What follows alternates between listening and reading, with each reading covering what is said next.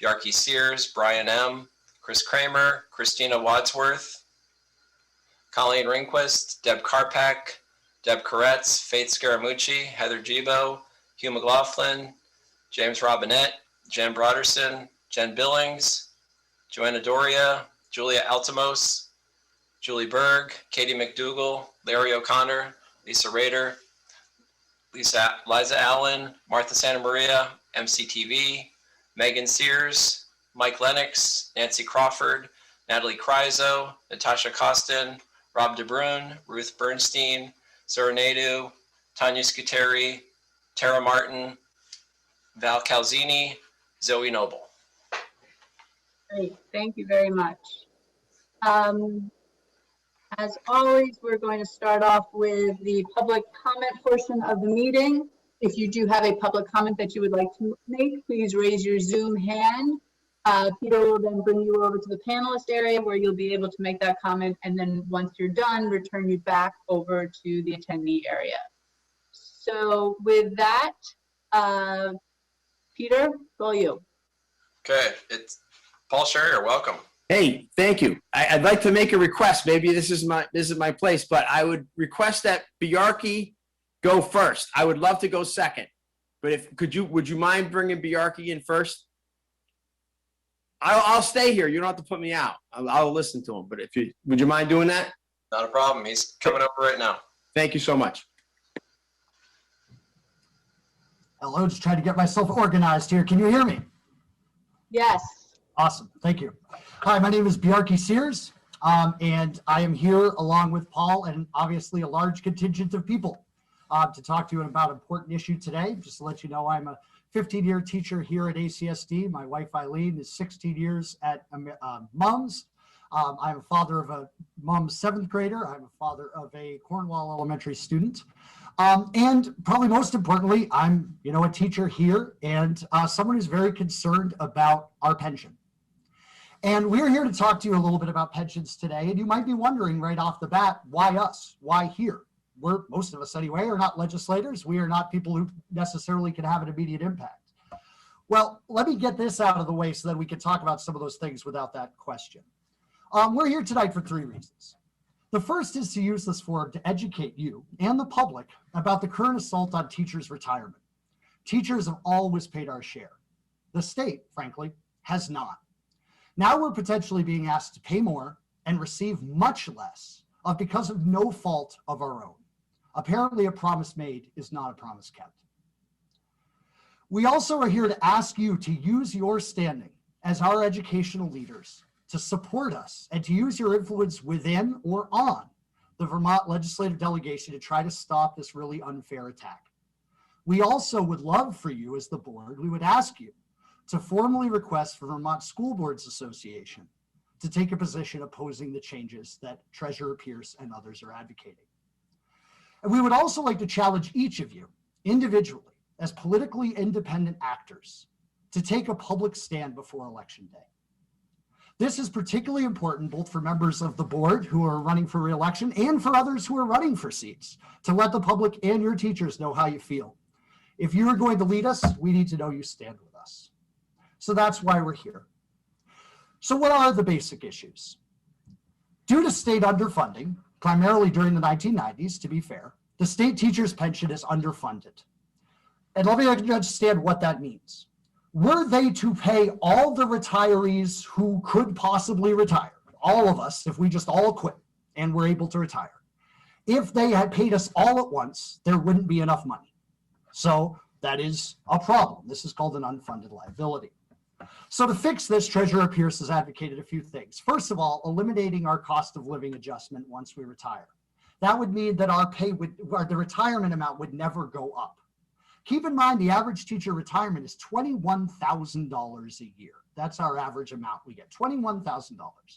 Now extrapolate that over 20 years of retirement. What are we looking at the end?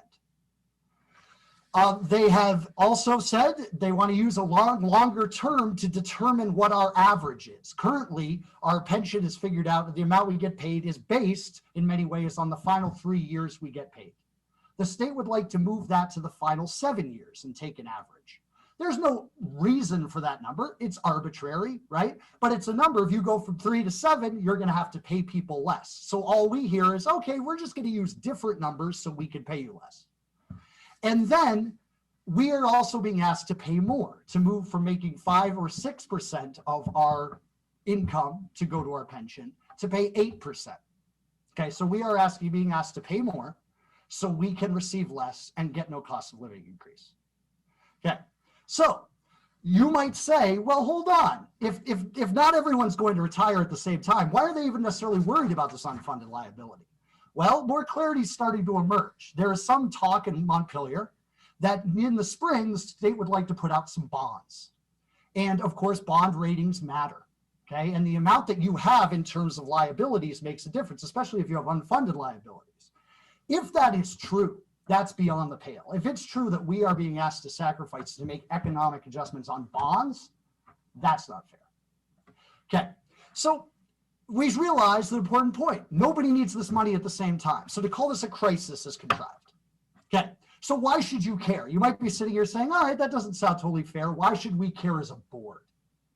Well, number one, because we're your teachers, right? You've been publicly touting us, hey, we really appreciate the work you do. Teachers are awesome, everything else, right? And our work and thanking us. This matters a lot more than platitudes, right? This is our lives. These are retirement. These are the things we need to be recognized for. These are our lives you're talking about. Number two, because it affects your hiring. Just forget about us for a minute. What about the people you're going to hire? Paul's going to talk about this a lot more in a minute. But it's very clear that this will hurt Vermont's ability to hire. Think about it. We may already make less than the teachers in neighboring states. We are currently one of only 20 states not prioritizing teachers for vaccination. And the state is trying to slash our pensions, right? Why would people necessarily move here to be a teacher, right? Part of the reason we say is, because the quality of life. Well, now take that $21,000, extrapolate that out 20 years, and let's talk about quality of life. And this is particularly important if you want to attract diverse teachers to our state. And finally, I would say, because of your own focus on equity, there's a lot of talk, and there should be in the board, about equity. Let's consider something. This attempt by the state will perpetuate and worsen gender pay gaps that already exist. 75% of the school employees in Vermont are women. Interestingly, teachers get paid according to let's see what year is it, 2018 Rutgers University study. Teachers in Vermont make 87% of what similarly educated people in the state make. So that's an interesting thing, right? You're talking about a profession that is predominantly women, and yet getting paid less. Aren't these things that we are concerned about? Are you okay with that? I guess would be one thing to ask. So in a year when the government's trying very hard to use funds to not have major impacts on people, and when there are important conversations about equity and fairness, how can we not stand up to an action that will so disproportionately affect women? Especially when research from the pandemic shows that women are being affected more than men in terms of wages lost, and the burdens of the additional responsibility of remote and hybrid schooling. Well, it shouldn't be the case. This pandemic has made gender equality worse. This issue will only add to that. So we ask you to stand with us and to stand up for us. Please use your influence to ask legislators to truly support us, not just offer vague platitudes of appreciation. 2, ask formally for the Vermont School Board Association to recommend to legislators that we fix these issues without putting the burden on teachers. And 3, and finally, we would ask you to take individually a public stand of support for your teachers. For all of you, educational support is part of your individual political platform. Now is a true fork in the road, and you have a chance to decide which road to follow. From our perspective, there is no middle path. Thank you. Thank you. Paul, you're next. Okay, thank you, Bjarki. And thank you for the opportunity to speak. Paul Sherrier, I've been teaching at MUM since 1997. I am also here to ask for your support in opposing Beth Pierce's proposed changes in the pension system. And as a matter of fact, any changes in the pension system.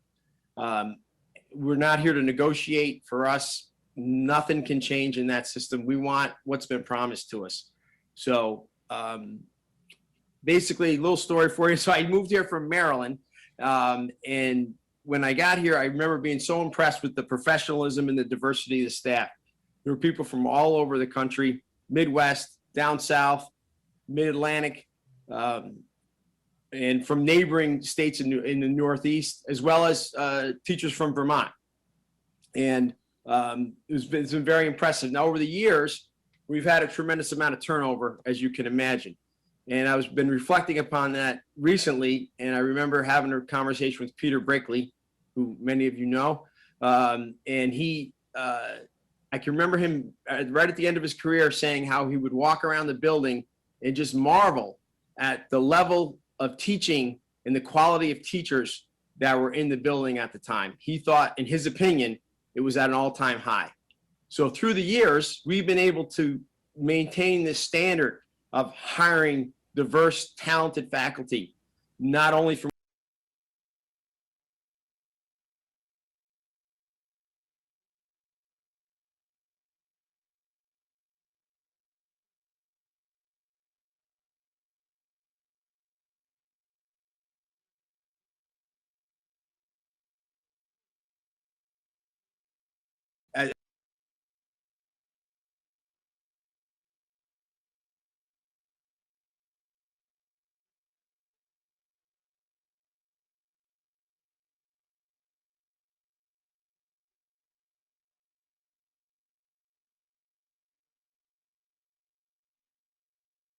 state.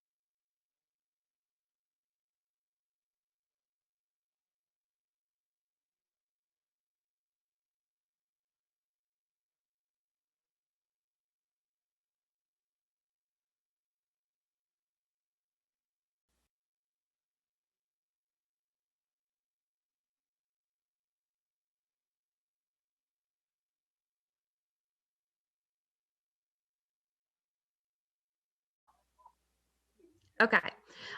So my name is Ruth Bernstein, and I have something, a different topic I'm going to talk about. I recently heard the Churchill quote, "Never let a good crisis go to waste," used in reference to the recent situation in Texas, and it seems applicable here too. The situation is really not good currently. One town has voted to leave the district. Another held a vote, and 2 others have seriously considered holding such votes. Sorry, excuse me. More generally, there's not a lot of trust between you and your constituents. I hope you will be brave enough to acknowledge how bad the situation is, look at how it got this way, and really analyze how to build a more positive way forward, generally and specifically with facilities planning. I also wonder why an amicable divorce type situation was not discussed with Ripton to move us away from division and to a more productive situation for everyone. The board chair has even said keeping Ripton in the district against their will would not be a positive situation for anyone. I also want to say I'm sorry about the noise. that I have never questioned anyone's motives. We all want what is best for students. Excuse me. However, for some reason, it seems that the board and administration is moving in directions that do not align with the values held by the community. I think some of this is the design of the board itself. In order to take on the amount of meetings and responsibility required, with meetings primarily in Middlebury pre-pandemic and a very broad purview in terms of geography and constituents, it's in order to serve on such a volunteer board, one really must have more resources and privilege than our average community members. And I think this is part of the disconnect and something of which the board should be very cognizant. Our community really values our community schools more than fancy new buildings, more than IB. We really value our classroom teachers and support staff more than a lot of highly paid administration and specialists and others who are not primarily direct student contact. The predetermined direction many of us feel the administration and board have been moving in says it is to serve all of us, but it feels like it is more to attract and serve elites from other places and is not founded in our values, traditions, and way of life. It has felt a lot like we are being told we know better than you what is good for you. Thank you for listening, and I really think we can all work together from where we're at and try and make things better. Thanks. Okay, Val Calzini.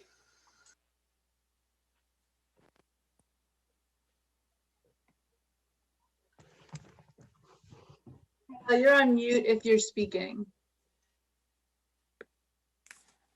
Sorry, I wasn't speaking. It shut me off. You all went away. I didn't know what happened. I can put myself on.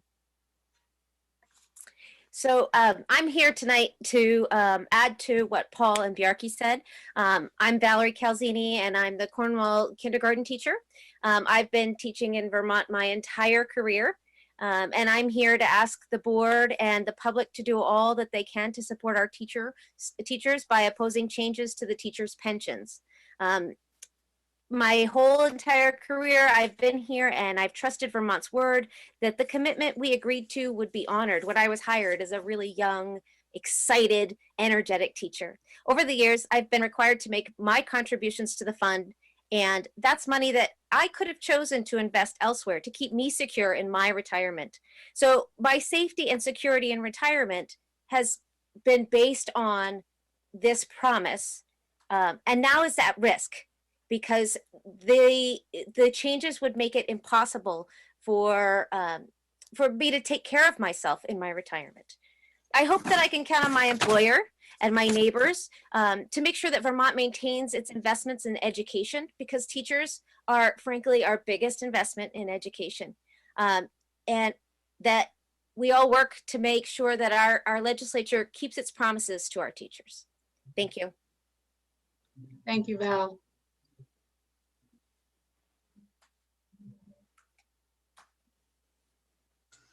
Alice Grimmerhorn. All right. Hello, thank you for listening to everyone tonight. Those of us too who are expressing our feelings about the teachers' retirement, the threat to our teachers' retirement. And I too join the rest of the teachers who are asking you to oppose any changes to that system. And I want to just echo what Val said about feeling that many of us can't possibly make up the difference that these changes will cause to our retirement. We have made decisions in our careers based on those figures. And in 2010, I believe it was, we had already made a change where we significantly increased our contribution, and it changed the conditions in which we could retire and actually lengthened it already. So this feels really unfair. And as I said, many people are not going to be able to recover from this. And it feels like a bait and switch. It feels like very, very unfair and unethical, really, to do this to people. That you want this money stays in the state. Most everyone is going to stay here. This is our home, and it is a good investment and it is fair. So I'm asking you to do what you can to oppose these changes. Thank you. Thank you. That's it. That's it? Yep. Great. As always, thanks everyone for taking the time to be part of public comment. Next on the agenda is a recommendation to approve the minutes of February 8th. Can I get a motion to approve the minutes? So moved. Victoria, can I get a second? Second. Lorraine, second. Great. Any questions or comments on the minutes? Super. All those in favor, Zoom hand aye. Wonderful. Any opposed? Minutes are passed. Next up, the bills. Chip? The bills were read, one set of bills on February the 15th, 2021. Total was, out of the general fund, was $431,487 or $67.35. They all seemed reasonable. We approved them, and I make a motion that we pay the bills. Okay, can I get a second? Second. Victoria, all those in favor? Any opposed? Great, thank you. Okay, next up is report of the board. We'll start off on the discussion and talk a little bit about the process for the superintendent evaluation and timeline. Peter. Great. So I sent something, board members, to all of you over the weekend. This is the annual evaluation. So the links that I sent you are links to documents. So those include all the evidence for the 4 different standards, the model and the outline as a whole. And then I talked a little bit, as you probably remember, about the process. So the next part of this process is for me to meet with the executive committee. I know the communication was about communicating directly with the chair, as is laid out in board policy. So over the next week or so, if you could reach out to Mary with information you want to share based on those standards and my own self-assessment, I will then arrange to meet with the executive committee after that and go over the evaluation and go from there. So this is just a kind of a reminder, and if you do have any questions about the process or anything, please reach out to me and I can help. And there may be a couple documents in there that I thought I shared, but maybe didn't share well. So if you run into a document that isn't opening for you, let me know. Great. And folks, just feel free to reach out directly or any way that you're comfortable with and share any thoughts that you have on that. That would be super helpful. Any questions or comments on that? Great. Next up was the responses to the secession queries that we've been receiving. And I know that there has been, and Amy McGlashan, her committee has done a lot of work in trying to figure out the best vehicles to use to get information out there. And we have been utilizing multiple ways of getting communication out. Amy, do you want to talk a little bit about what has been done to date? Yeah, sure. Let me know if I need to go off video, please. So our committee met last week, and of course it was vacation week, so we weren't able to connect with Erica until this week, but we talked about a few ways to disseminate the information around the frequently asked questions, basically, around the financial implications either way, and some other questions around educational community and such. So we sent a press release that for whatever reason didn't get printed last week, because we also were talking about tonight's meeting on there, but it will make it out this week. And we did a post, we did a sort of quick board communique, like a board newsletter, that got sent out today with some updated information, in fact, and then a printed copy, just like we did with the board newsletter last month. A printed copy will be sent home with the kids on Friday, so that those who don't have internet or aren't internet savvy or don't get their news that way, that they'll be able to receive some of the information that way. And am I forgetting anything, committee or Peter? We had done a front porch forum blast. Oh, thank you. Right, and of course, in Front Porch Forum. Yep. That got circulated all last week. Yep. Peter B. Yeah, just one thing to add.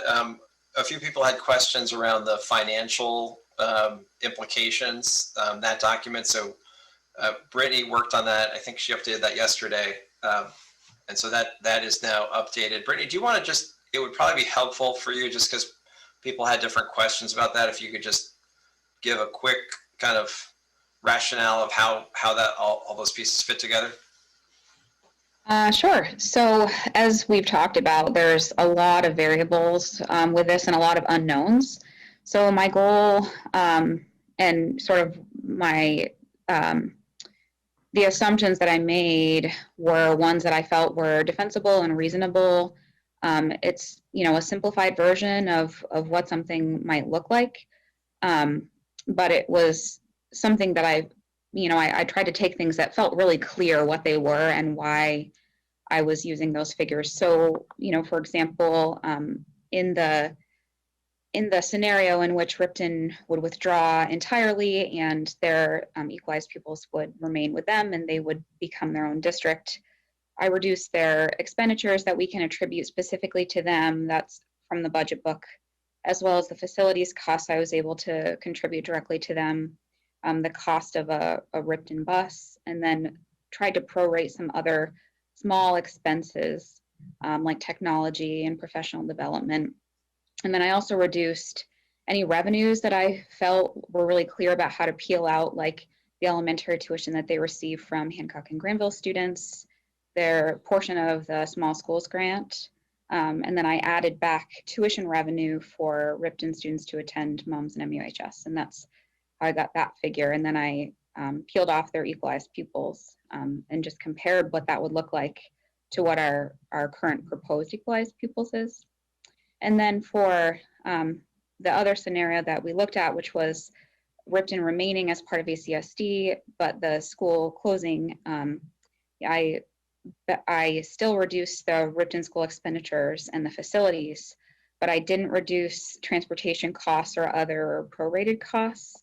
I also didn't increase transportation costs because there is already a Ripton bus and the Hancock Granville bus that comes down the mountain. So, you know, the thought was that that would be able to continue to serve those students. And then I, maintained the, I did not add in tuition revenue.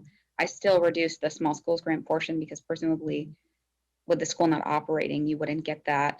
And then I just ran the calculations from there. So they were just things that I felt like were really clear and identifiable. That doesn't mean that there aren't other things, but we don't really have a model or an example to look to as to what something like this might look like in the state. Brittany, one of the questions that we've been getting is around the debt that when Ripton, when we unified the debt of Ripton that was assumed by the district as a whole, what would happen to that debt and what implication that would have on the district? I don't know the answer to that question. And is that because we're not sure what happens to the debt just from a legal perspective? Correct, yeah. Okay.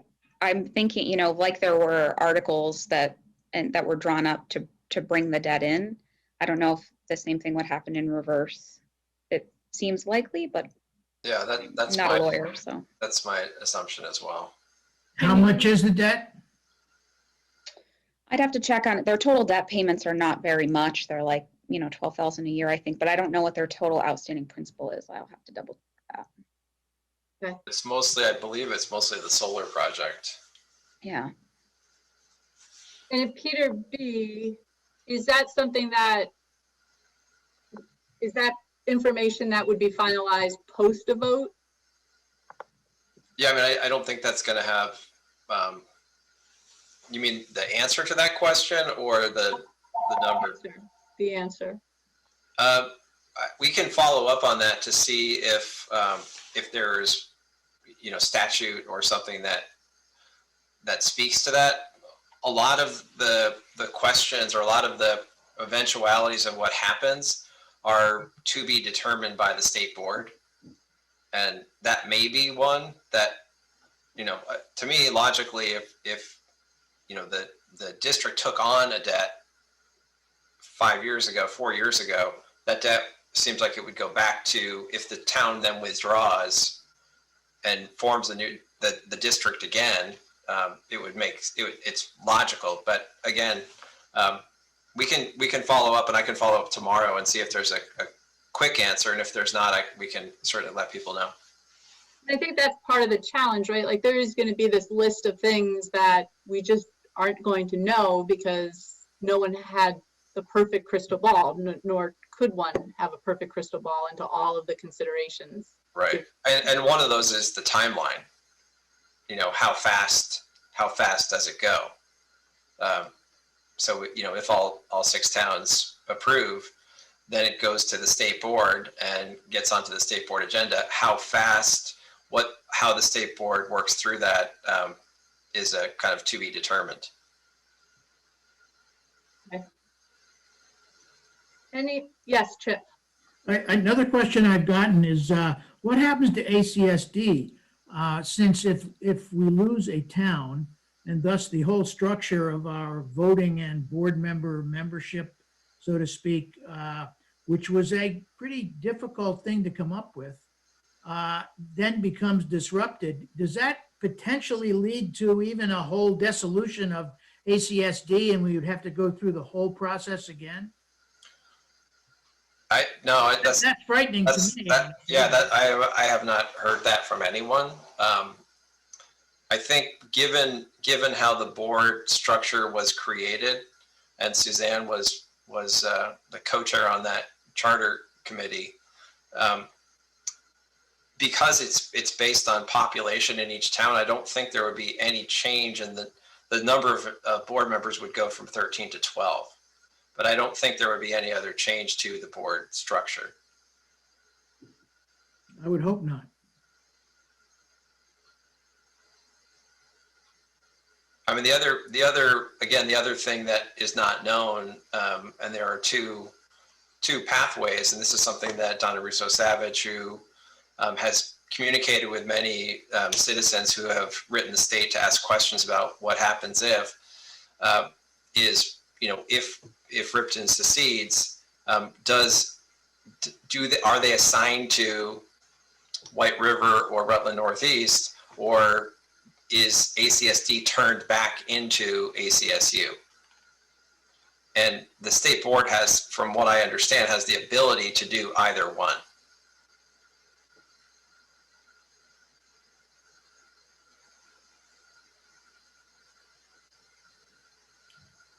Well, all of that to me is uncomfortable, honestly. Any other questions or comments on this?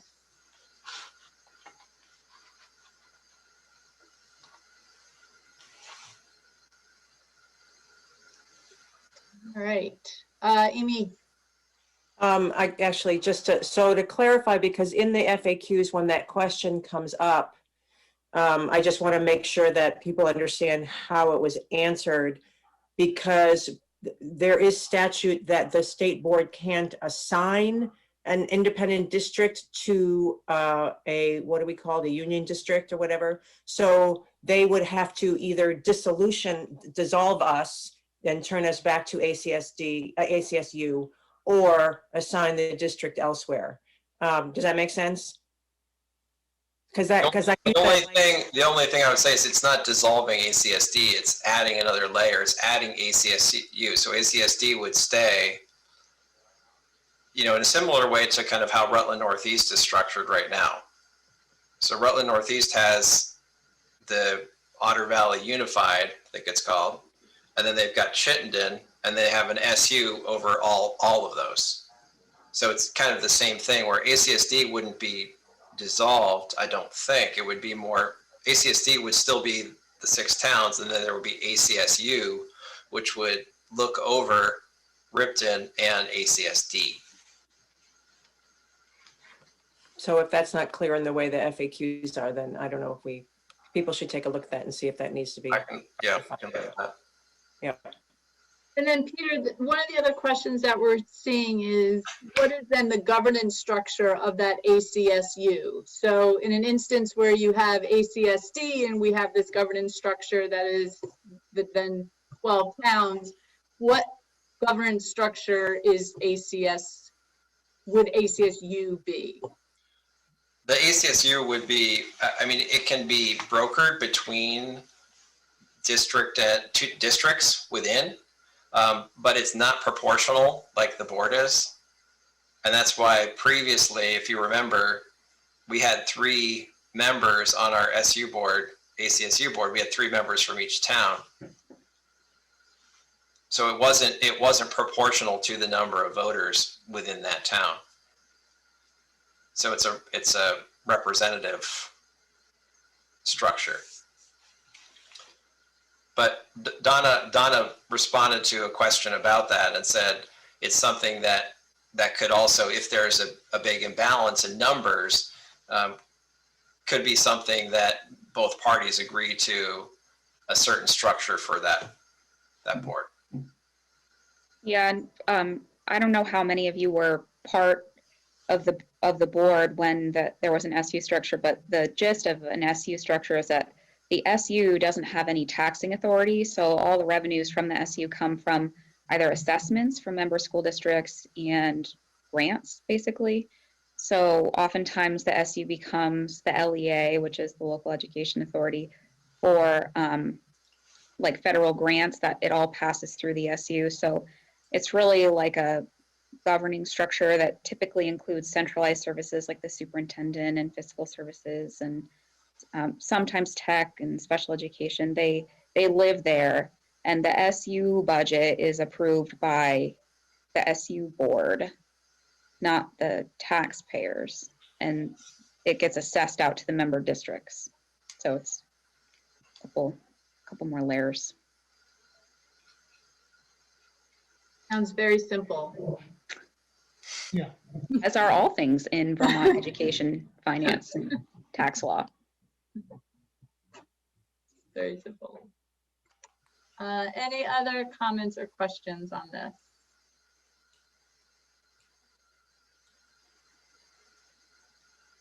Okay. And so then we have, starting at 7 o'clock, the next component of our evening will be the public information hearing annual meeting that the governor will be hosting for us, former governor. And so we're just gonna, it's this link, Peter, do we just stay on?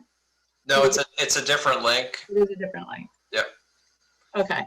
Yeah, and so I've been working with Governor Douglas, and we're going to, it's a webinar format, but we're going to bring everybody over. We can bring up to 100 people over onto the screen, and then if there are more than 100, then they'll be over on the attendees. They could still talk, but we won't have video for more than 100.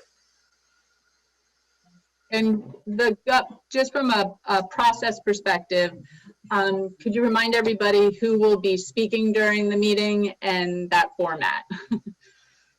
So it's not a board meeting. It's the annual meeting of the community. So the moderator, Governor Douglas, will be running the show. He'll be introducing he'll be going through the articles, and then Brittany and I will be presenting the budget book and the budget and talking about the budget. There'll also be an opportunity for board candidates to speak. And that's kind of roughly the agenda. Perfect. Any comments on that?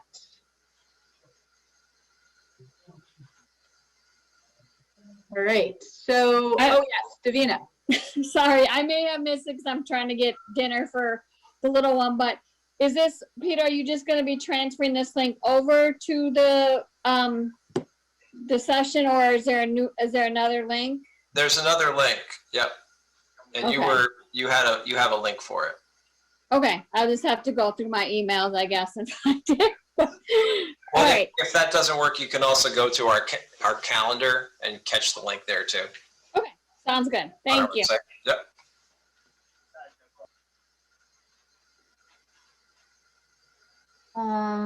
Great, so next up is other.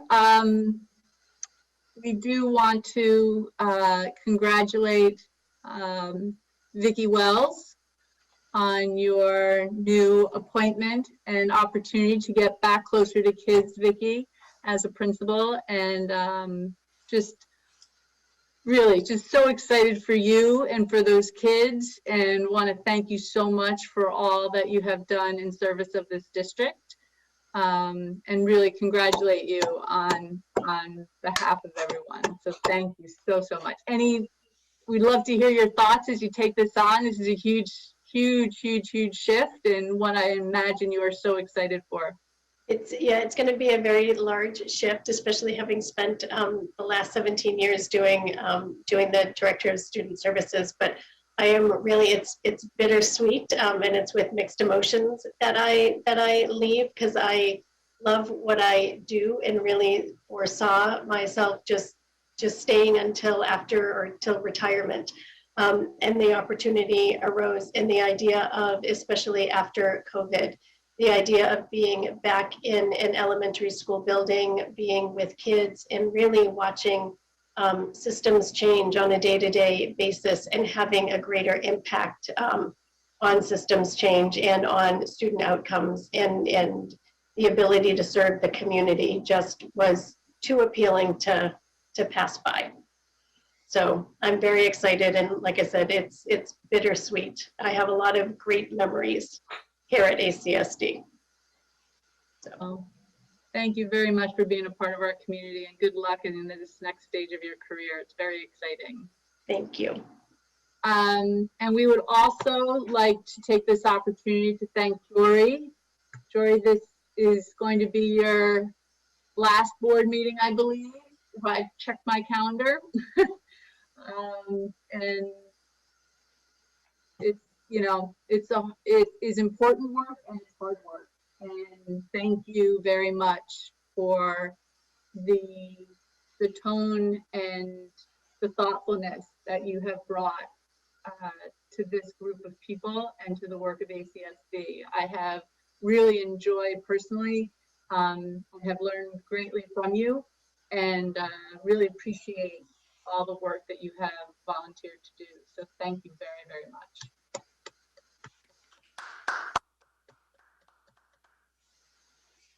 I, like Vicki, will be getting back into my classroom more, so. Awesome. Well, thank you. Really appreciate it.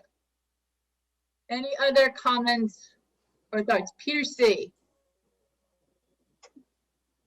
I thought I'd just add some clarification to some of the comments we heard earlier about the teacher pension program. And really, the issue is not just teachers, it's also state employees' pension, as well as the other benefits that they earn as they move into retirement, such as healthcare and whatnot. And mostly what I really want to clarify is in Bjarke Sears' statements, he sort of talked about the treasurer, the state, and Montpelier, and used the terms interchangeably. So just to tell you what is up is that we have a problem. It's a very serious problem. And the treasurer has essentially sounded the alarm, not that it hasn't been sounding for a long time, but she has put forth list of proposals to address the problem. Essentially, all of those issues combined take up about 15% of all of our general fund spending in Vermont, and that number is growing somewhat quickly. At this point, they are only a list of possibilities that have been sort of given to the legislature, and the legislature is now going to look at those, look at a lot of other information, look at a lot of different scenarios, and try to sort of work through a solution that could bring everybody to the table. The teachers are not wrong when they say that the sins of the past are coming back to haunt us through, I mean, there's a lot of blame to put around. There was time in the 2000s when there were proposals floated, but the unions fought it. There was terrible spending of this money in the 90s and early 2000s that has really contributed mostly to this problem. And now it needs to be addressed. And so, not to say yay or nay on their comments, but just to put some clarification that what's going on right now is a series of proposals. They are alarming proposals, but they are, and that's at that point only the legislature is looking at them carefully, but also looking at a lot of other ideas that have been used in other states to sort of get out from under this. And Peter, what's the timeline on all this? We can, kick the can down the road forever and just have that unfunded liability that they were referring to build up and take a greater share of our what we spend each year in the state. But that comes at the expense of a lot of other things. Or we can, get a handle on it, use more of our surplus money, whatever we can, to start paying down this unfunded liability. It's really complex to understand. I'm still having trouble getting my arms around it all. But it's, the solution goes out to 2038 at this point. So it's a long-term solution to get that unfunded liability down. But the steps that need to be taken soon, within the next couple of years, to really sort of come up with a long-term plan to keep everything viable. I mean, what we don't want is a pension system for either the state employees or the teachers that is no longer viable. Will the legislature in this session, what's that timing on within this biennium, their steps will be taken. So within either this session or the next year, a plan will come up. There's lots of time spent at the table among leadership in the legislature and leadership of the NEA and the Vermont State Employees Association, to sort of say, it needs to be, we all need to move forward together. Ben? Peter, do you have suggestions as to timing and tone and whom to direct any support that we can, or advocate for a certain initiative that you might be seeing coming along the road? Or well, I think probably need to wait and see what is actually the proposal that is actually where the rubber meets the road. I mean, right now we've got what the treasurer has suggested. That's not the final, the final end of the road idea. We're going to work on something. I would say, when there is a proposal, and hopefully it'll be a proposal that all the parties have sort of signed on to, that probably is the best time to really look at what it is and how we feel about it.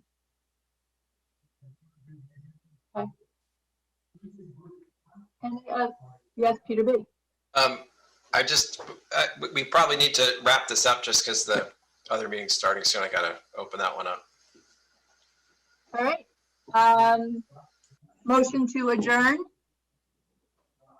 Chip, Lorraine, great. Thank you all very much, and we'll see you in a few minutes.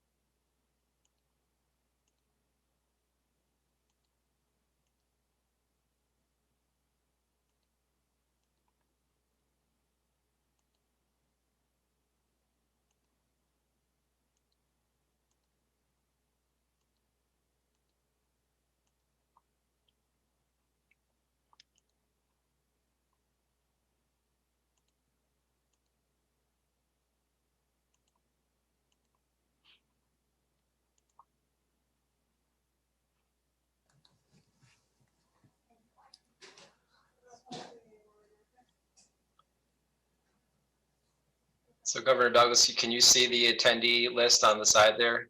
I can. Okay, great.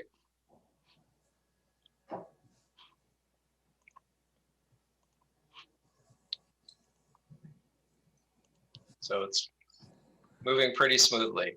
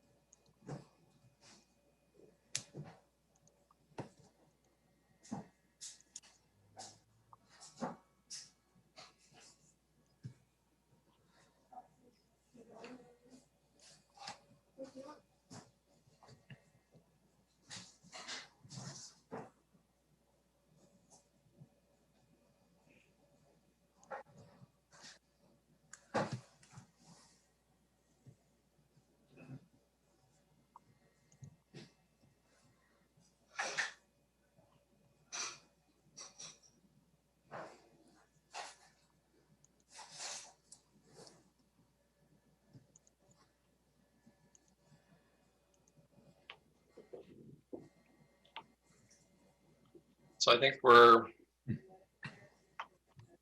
probably close here. Not easy to try to look intelligent while the camera's on and there's nothing happening. I understand.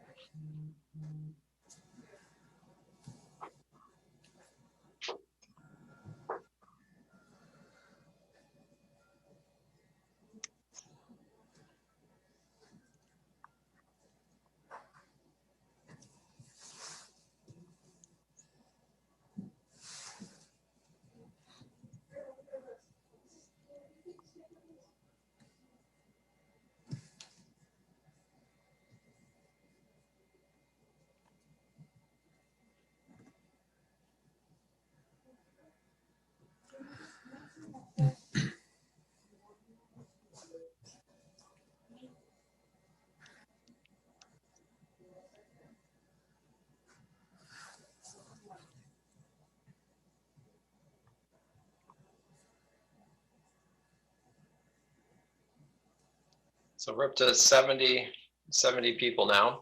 Mm-hmm.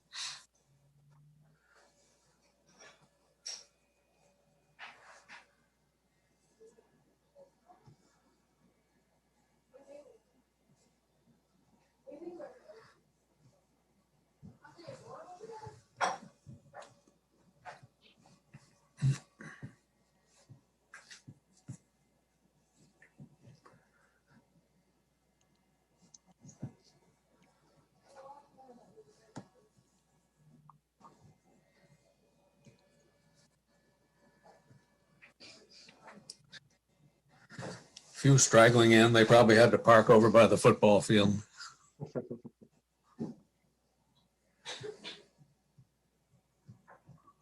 Those were the days. Well, we hope they return sooner rather than later. Yeah, we do.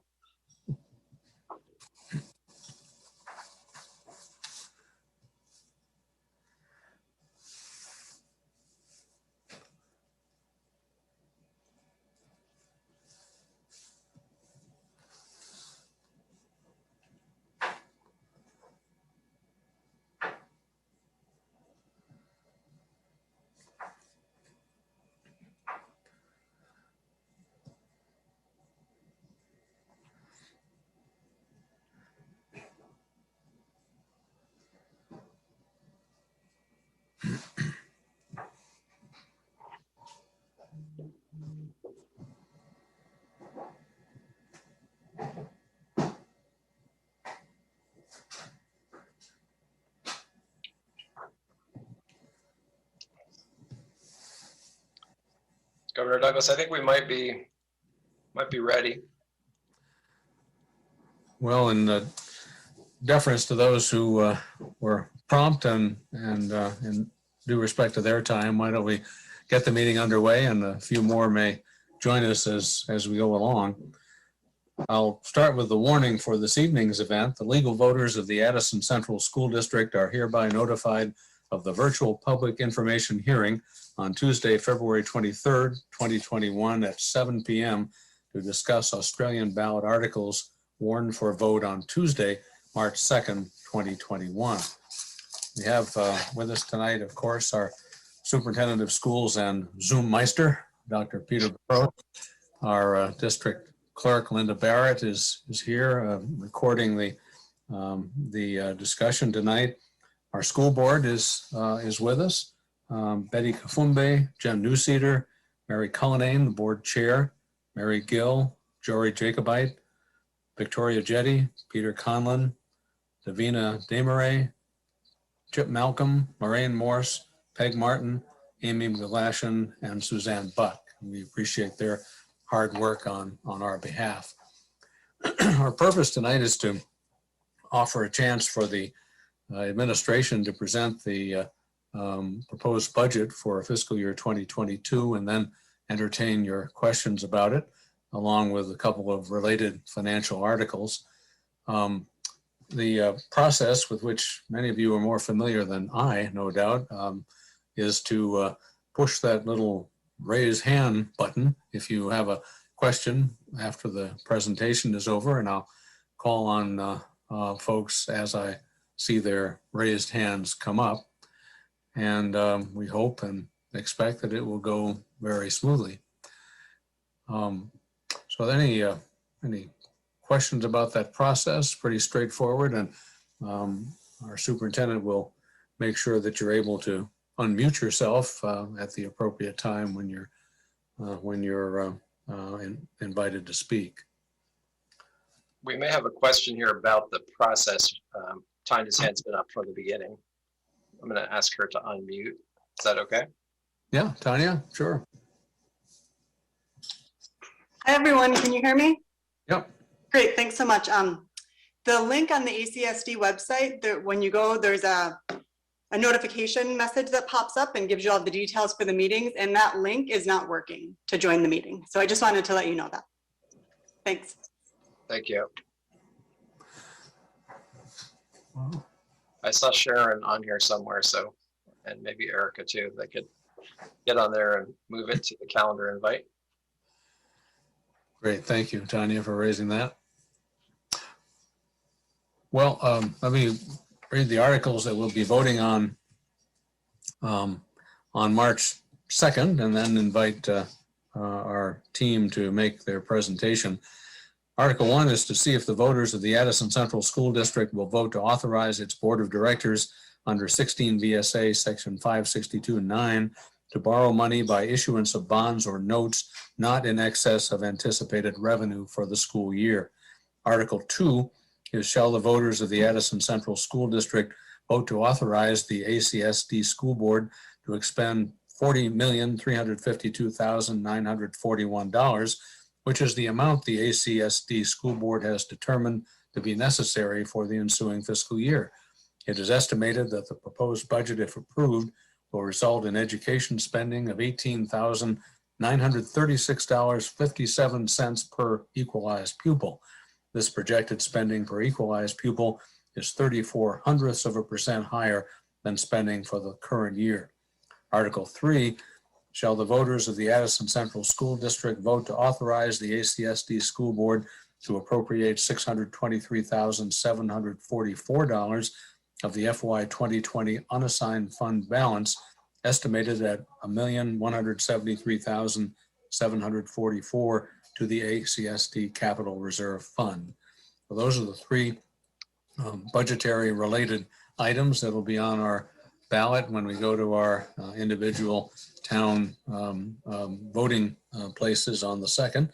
And I'll turn it over to Peter Burrows at this. Well, let me ask Mary Cullinane first, if our chair, if you'd like to make a few opening remarks as we get into this discussion on our budget.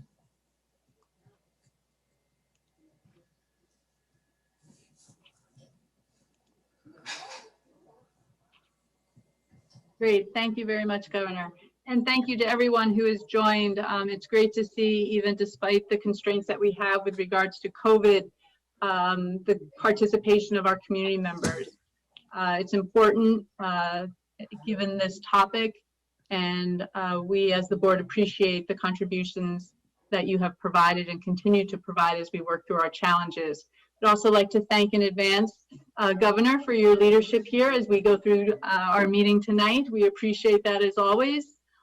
And then finally thank the district leadership who has been working hard putting together the proposals that we will see this evening. This is not easy work. These are not easy times. These challenges are real, but together as a community, we are confident that we will be able to see a path forward. So with that, Peter Burrows. Great, thank you. So I'm going to just share a little bit of the overview of the budget, the context, how we approached it, and then I'm going to hand it off to Brittany Gilman, who was a leader in developing this, and she's going to take us through the budget book and really kind of dig into some of the detail that we've been sharing over the budget meetings we've had over the last few months. As all of you know, we went into this budget in an unprecedented reality with lots of tension and challenge, both locally and nationally. And as we moved towards the budget, we had lots and lots of communication from the state about things that we might be able to predict, things that we can't predict. I think starting in the summer, this budget was, as you know, developed kind of from the end of the summer through to December. We heard a lot of siren calls about the bottom falling out, about state revenue being a real challenge to the ed fund. And so superintendents across the state were highly concerned about what kind of parameters would be placed on the FY22 budget. And we're thinking through and talking about how are we going to respond if we get information, and unfortunately, oftentimes we get information in the 11th hour where we have to act really quickly, and often it's challenging to make big, significant changes with 2 weeks or a month to go. So there was a lot of noise, I think, statewide about what could happen. Fortunately, as we got closer and closer to budget season and receiving the numbers that drive our budget, so we talk about the term equalized pupil. That's a kind of a wonky term, but it essentially means the number of students. It's a weighted number of students that provides a certain level of funding for our school district. So as we moved closer to getting those numbers in December, it was clear that the initial thinking around what the impact was going to be of the pandemic on state revenue and specifically on ed funding and budget was far greater. There was more concern. It wasn't, the picture was much brighter. That has continued through this process. So kind of a silver lining is, what eventually we shared with all of you in December around tax rates has changed pretty significantly. Brittany will go into the details there, but with the yield rate, the tax yield, this is a number basically set by the state to gather taxes. And if state revenues are high, that yield goes up, our taxes go down. So there's good news on that front, and we'll be sharing those revised tax numbers with all of you. Numbers are significantly different. So that's, I think, a real positive in FY22 is due to online shopping and all sorts of other things, the economy didn't get hit in the way that legislators thought it might. The other silver lining to FY22 and FY23 is that federal funds are starting to flow into the state. We are receiving ESSER funds, they're called, ESSER. I think it's an acronym for something, I'm not sure what. And we're going to receive a few different stages of ESSER funds. Those funds are going to enable us, they're not necessarily helping the state backfill revenue, but they are helping districts with the recovery planning that we're doing as we come out of the pandemic and look at learning loss and the needs that all of our students have, which we know are really varied, and we're leaning into that work right now in both building a plan and starting to assess and gather data to know exactly where we stand.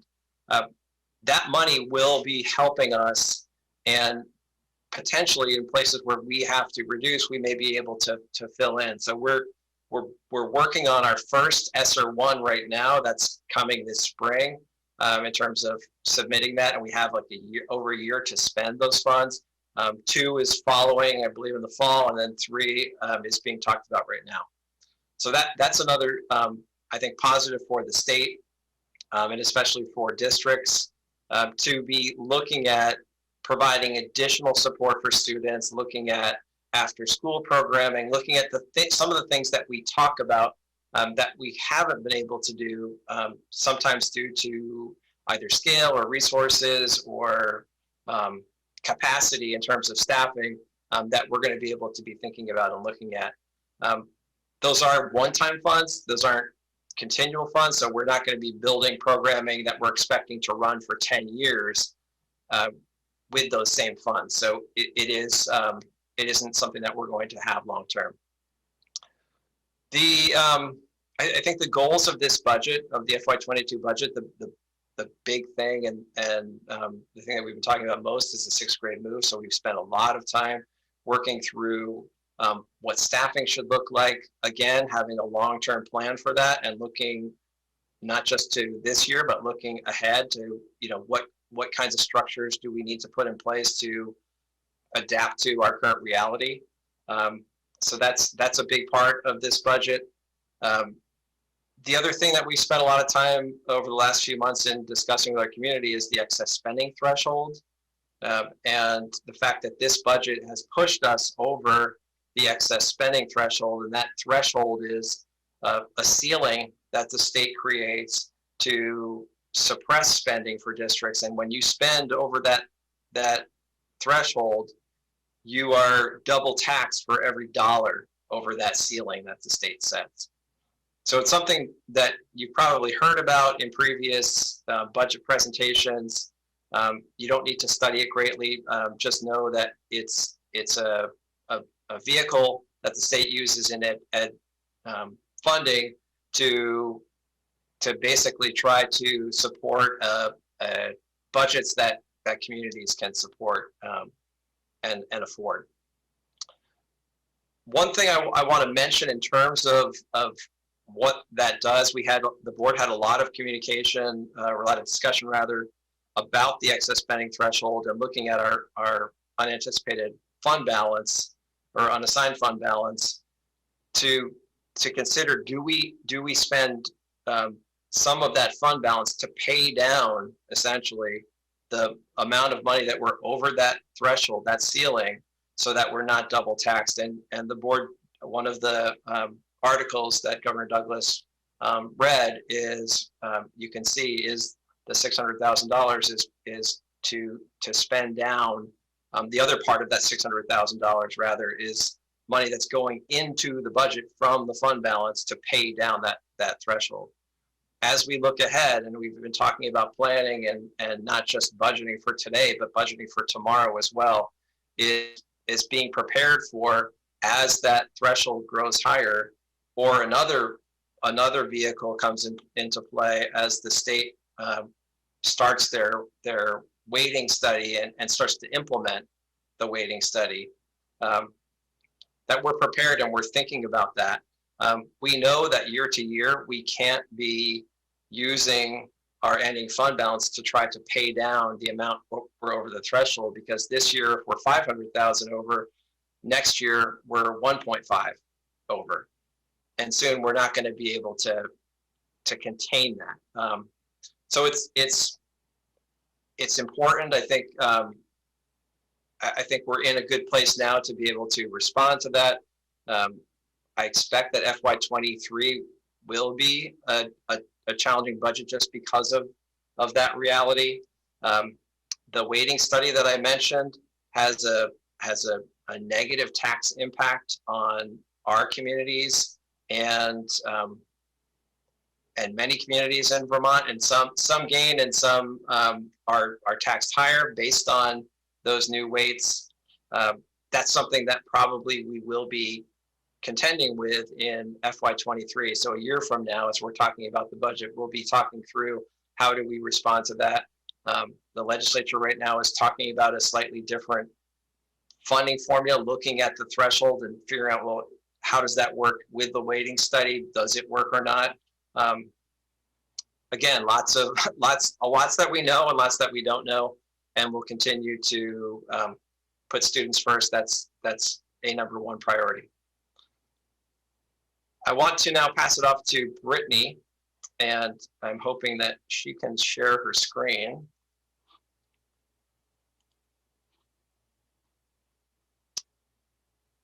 It worked. Okay. I think I need to, she needs to.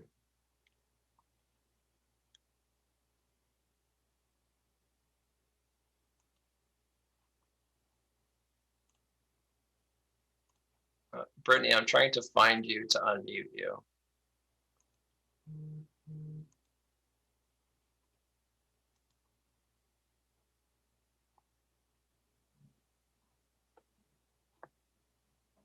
Okay, can everybody hear me?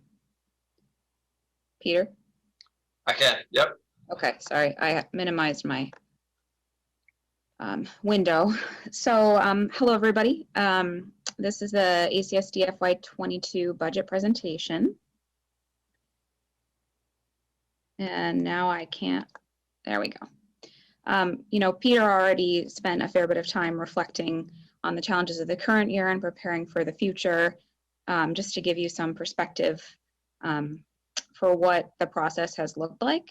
So I won't belabor that, but some of the things that he mentioned and some he didn't mention. So obviously the 6th grade move to moms was, a big moving piece in the budget this year. This is probably the first budget or the budget where we've had really the most movement and changes in terms of structure and staffing since we became a unified district.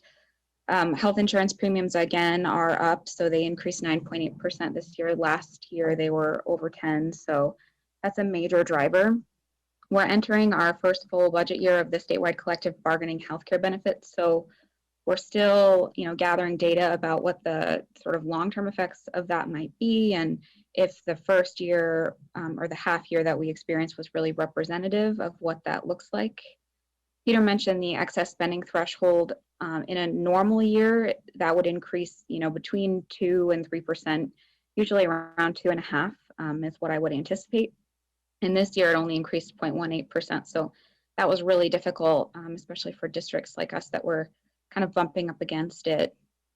We'll talk more about the property yield, and Peter mentioned that in terms of early on in the budget, thinking that the property yield was going to be pretty substantially down, and it painted a pretty grim picture of the budget when we first started talking about it.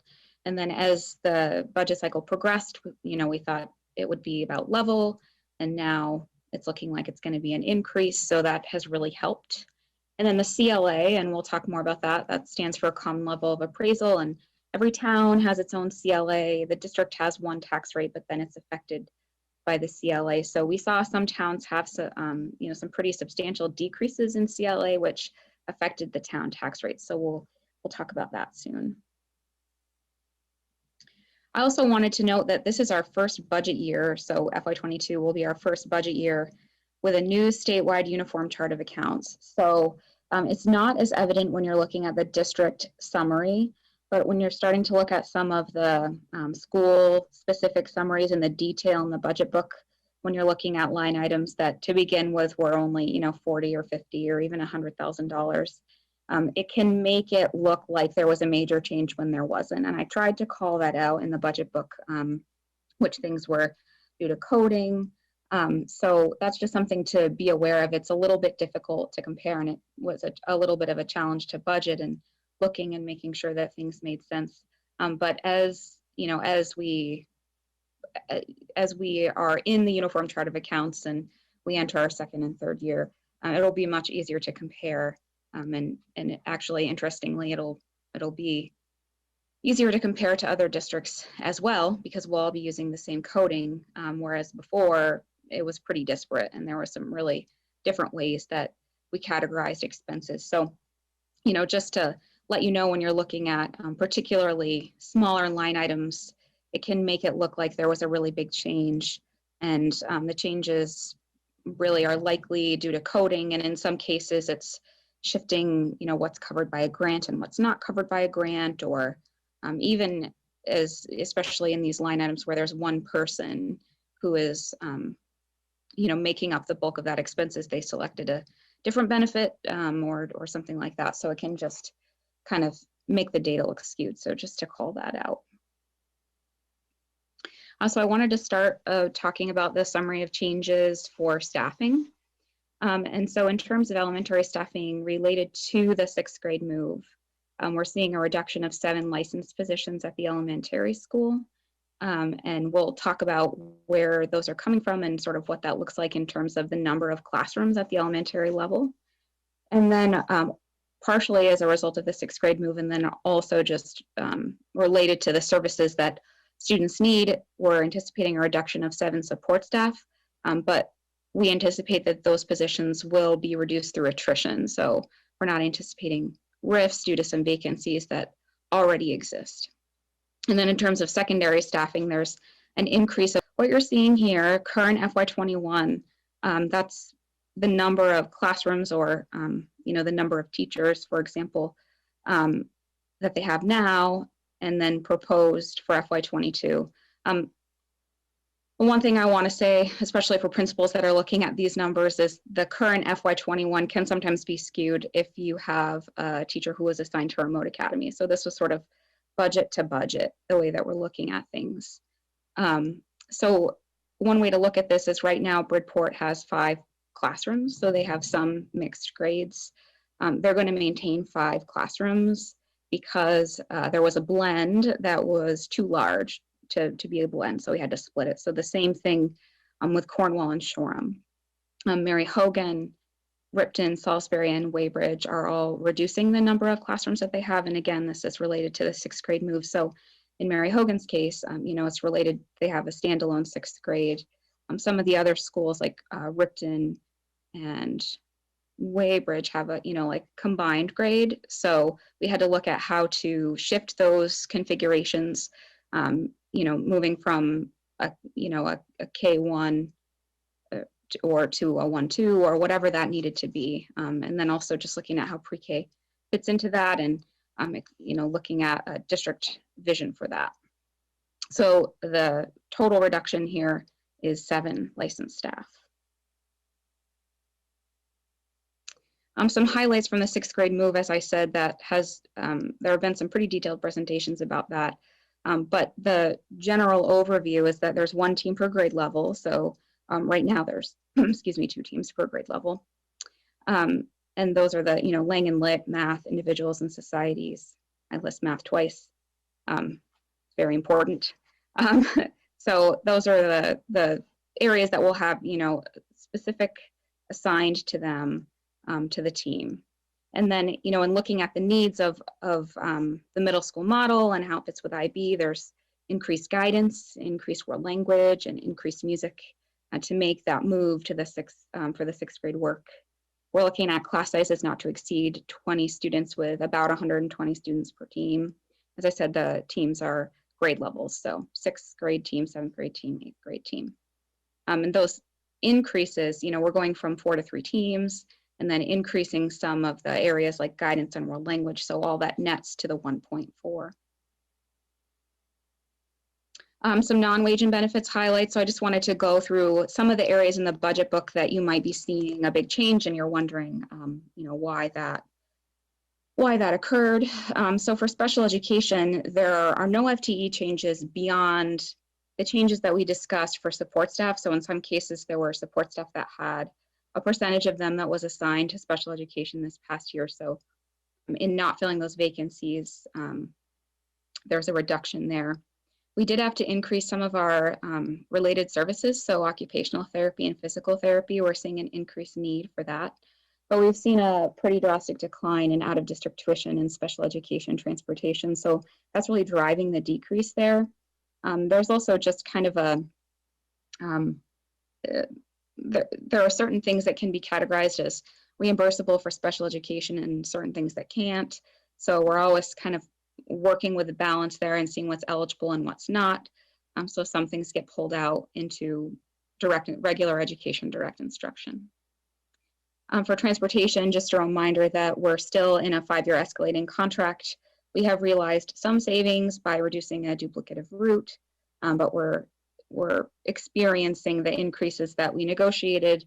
If you recall, when we went out to bid a few years ago, it was a lovely welcoming gift for me when I joined the district to come into a bid of, you know, from one vendor.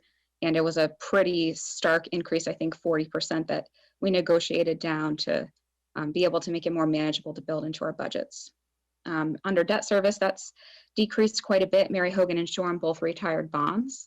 So that freed up, that gave us a little breathing room. And then I also just wanted to note that we're budgeting an increase in our nurse equipment. So we're budgeting AEDs for all schools. I will not be able to tell you what that stands for, but somebody will be able to.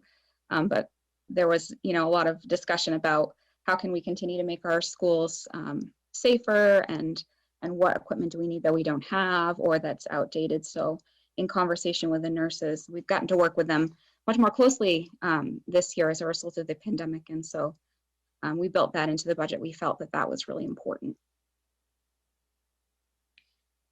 In terms of our reserve funds, as Peter mentioned, we have an unaudited fund balance. So our audit is still going on, but we're anticipating that our fund balance from FY20 is about 1.1 million. And so we're proposing using $550,000 of that toward reducing the FY22 tax rate and avoiding excess spending threshold penalties. And we will discuss that a little bit more when we get into the tax rate. And then the remainder is proposed to go to the capital projects fund, which, as you can see, is at a zero balance right now. We still have our education reserve fund, which has almost $1.9 million in it. And then our healthcare reserve fund, which has $200,000 in it. And that was established when we first implemented HRAs, which are health reimbursement accounts. And we didn't feel like we had, well, we definitely didn't have the data that we needed to know how to budget for that. So we felt like it was, the board and the administration at the time felt like it was important to establish that so that if we were coming in far over our allocation, we could utilize those funds. To date, we haven't need to. We've maintained that fund in light of the new statewide healthcare bargaining agreements, because it was another change that we don't feel that we have good historical data in order to budget. So we're keeping that. So getting into the FY22 tax rate calculation, this is a table of the components of what goes into the tax rate and what effect these components have on the tax rate when they increase. So some of these feel really obvious and intuitive. So our expenditure budget is just our total district expenditures. And as that goes up, obviously our tax rate increases. Our local revenues are things like grants and tuition income. We sometimes have, rental income, miscellaneous income. And as that increases, it decreases our tax rate because it reduces our education spending, which is just our expenditures less our local revenue. As that goes up, our tax rate goes up. Next is our equalized pupils, and I think that's where the intuitive nature of this formula ends. So we've talked about this a lot, and it's essentially a weighted 2-year average of enrollment. It does not always correlate directly with enrollment because of the weight that is assigned to certain types of pupils. So high school students are weighted up and pre-K students are weighted down. We receive additional weighting for students experiencing poverty and also students who are English language learners. So, one of the interesting things about this year is that the legislature passed a freeze on our ADM, which is our average daily membership. So that's a component of equalized pupils. Equalized pupils is essentially a weighted 2-year average of ADM. And so the goal there was to mitigate reductions in enrollment as a result of COVID, as a result of the pandemic. So trying to avoid seeing a really sharp decline in equalized pupils as a result of decreased enrollment. We still did see a small decline in equalized pupils, and that's largely related, to the weighting. It also is related to the fact that it's a 2-year average. So 1 year is dropping off that was higher than last year. And then also just the weighting changes for things like poverty and the number of high school students we have and the number of English language learners that we have. So it doesn't always, it's not a 1-to-1. And as our equalized pupils increase, it causes our tax rate to go down because it's the denominator in education spending per equalized pupil. So that's really just our education spending divided by our equalized pupils. And that's a number that is in the warning. It's a number that we focus on a lot because it's what triggers the excess spending threshold. So if that number exceeds the excess spending threshold, then the portion that exceeds the threshold is double taxed. And that can have a pretty substantive effect on the tax rate depending on how far you're over. And once you're over it, it becomes really hard to get under. There are certain costs that are considered exempt from the excess spending threshold. So when you see what our education spending per equalized pupil is, it actually still exceeds the threshold. But because we have exemptions for things like debt and for VISTERS, which is Vermont State Teachers Retirement, certain special education expenditures, we're able to net that out so that we won't receive that penalty. So we just are taxed on that normally.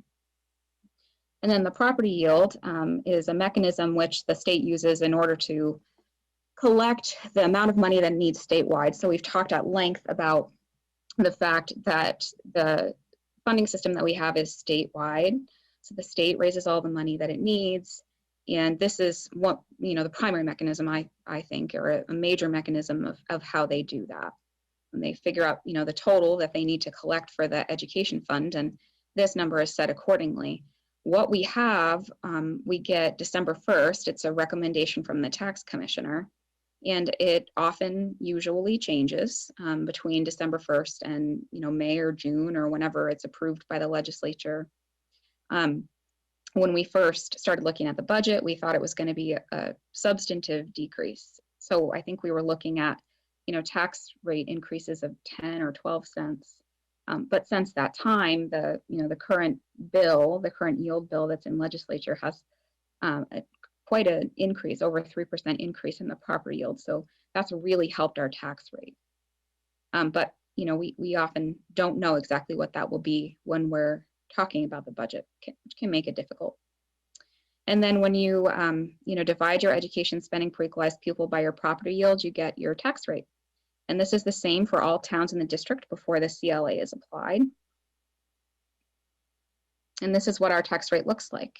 So our expenditure budget is up just under 1%, and our local revenues are up 8%. And a large component of that is the $550,000 of our fund balance that we've built in here. So this is how we reduce it. We put it in as a revenue. And essentially, when we plan to do that, we're planning to deficit spend, and that sounds like a scary thing, but a good illustration that I have used in the past is if you have $1,000 sitting in your checking account and you're getting $1,500 in your paycheck, but you have $2,000 in bills, your checking account is still positive, and that's how fund balance works. So we're saying we're going to use $550,000 that we haven't used from the prior year. And we'll have, expenditures greater than revenues, and that will use that fund balance. That will use the checking account, so to speak. So our education spending is actually down about 0.5%. And that's, related to some of the things we've already discussed. So the use of fund balance, the reduction in staff, the elimination of debt, those have all played in here to allow us to have a reduction in education spending. Our equalized pupils are down 0.64%. So this number is just slightly different than what was presented at our last board meeting. We gained 4 equalized pupils in another round of calculations by the AOE, which is going to cause our ed spending per equalized pupil to look just a little better than what it is in the warning. That's okay. The warning says that it's an estimate. And up until about 3 years ago, we would get our equalized pupils on December 15th, and that was it. They wouldn't change. But for the past 3 years, because of a new statewide data collection, it's very common for us to not get our equalized pupils numbers until after December 15th. And then we get, 4 or 5 or 10 iterations of that. But the final figure that we got was this 1,735. So that was a gain of 4 from our previous calculation, which gives us an education spending per equalized pupil of $18,882.88. So it's essentially level. It's a 0.06% increase, which is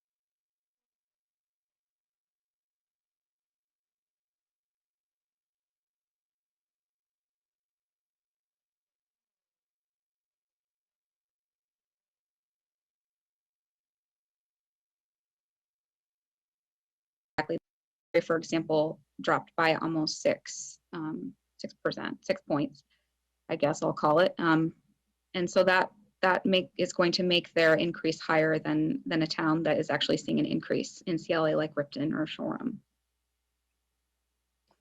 And these are the estimated town tax rates. So you can see, I think initially when we started looking at this, we were thinking that, you know, the highest might be 18 cents. And now we're looking at some towns that are seeing a reduction of 4 or 5 cents. Some towns are seeing, like Middlebury, just a 1 cent increase. And then Bridport, Cornwall, and Salisbury are seeing 3 and 7 cents respectively. And again, this is, you know, related to the CLA. The other thing to note is that I'm rounding these to 2 decimal places. If you look them up on the state website, they round them to 4 decimal places. But I think it's easier to conceptualize. I personally don't think of money in terms of 4 decimal places. Maybe some people do, but I think it's easier to conceptualize when rounded to 2 decimal points. And then the effect that this has, if you're just looking at the district tax rate, the effect on a $300,000 home is approximately $112 in savings. And for the towns, it ranges anywhere from a savings of about $145 to an increase of $210. In terms of the way that the income sensitivity works, in our towns, we have, you know, around 2/3, around 60% of folks that receive some sort of property tax credit or rebate as a result of income sensitivity. The current the calculation for that is a little bit different, and the current income yield, which is different, it's like the property yield, isn't proposed to increase quite as much as the property yield. So it's looking like, you know, a resident making $80,000 might see about a $20 increase, depending on, you know, where that income yield ultimately lands, which feels a little counterintuitive, but it's the way things look right now. All right, that's it. I'm going to minimize my screen and stop sharing. It was very strange to be talking to my PowerPoint presentation. I couldn't see anybody's faces, and there was no like verbal feedback. So It was all positive, Brittany. hopefully no one was waving their hands like, we can't hear you, you're frozen. No, thanks. Thanks so much for that explanation, and thank you, Peter, for your remarks as well. We'll open it up now to questions from voters. If you'd like to pose a question to Peter or Brittany, push that little raise hand thing on your screen, and I'll call on folks as I see them. Are there any questions about the budget or the other articles? Mr. Cox.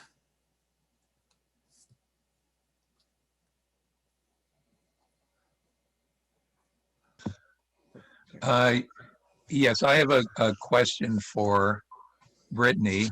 Thank you for that very concise and understandable budget report. I never thought I'd understand that much about the budget, but I do. Okay, so my question has to do with the fact that the 4-year-old program at Ripton School has been taken out of the budget for this coming year. And I noticed in our town report that for this year, it cost $27,208 for that program. And so it's being removed. And my question is, how much does that potential cost of the 4-year-old program for the coming year, how does that compare to the amount of money that's been spent for the services of Truex Collins up to this point? I don't know the answer to that offhand, I'm sorry.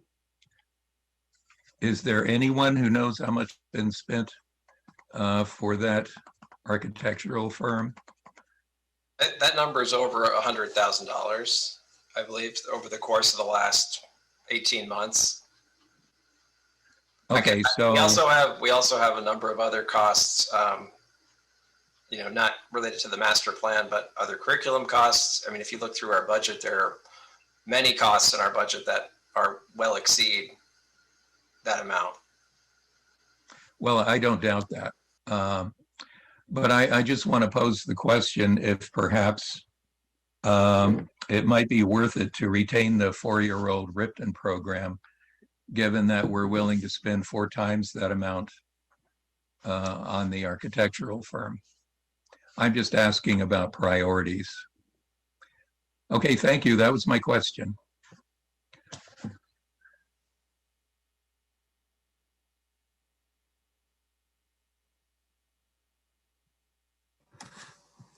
Thank you. Chris Kramer.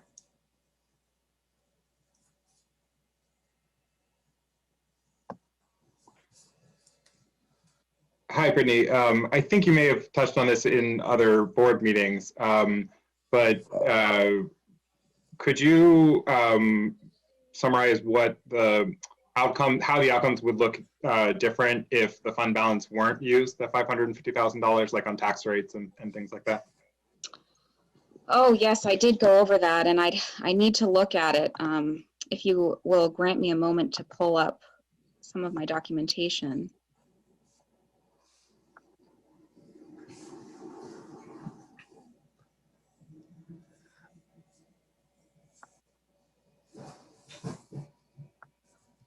Okay. Sorry, I'm sorry, I just need to pull up my spreadsheet. Go ahead, Peter. Sorry, I was just letting Chris know. It mutes and unmutes. I'm just trying to keep you the line open here. Oh, okay. That was my question. Yeah. Okay, so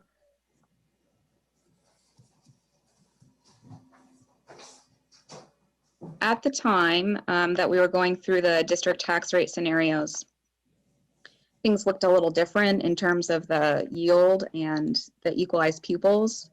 But at the time, we were looking at a difference of like 6 cents.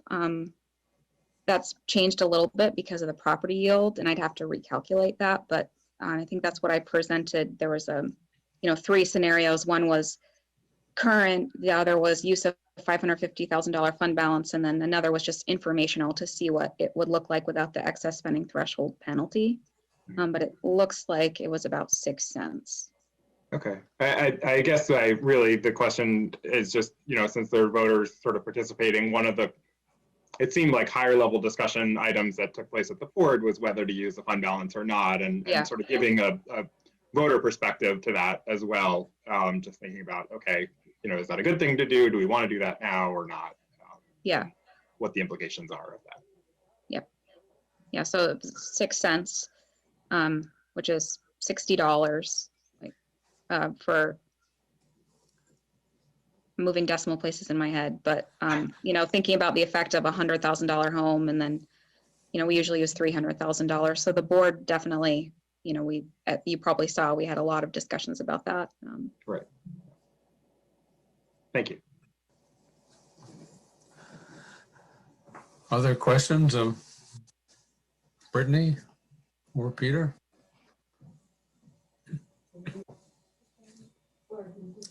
Or comments about what they presented?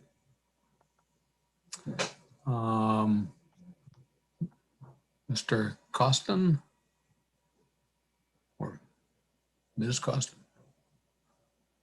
Hello, good evening. If I'm reading the tax rates right, the effective taxes are lower in the fiscal year 22 than they were in 2017. And I think the administration and board need to be congratulated to keep these low without violating the vision and mission statements. That's my. Thank you, sir. Other comments or questions? Tanya.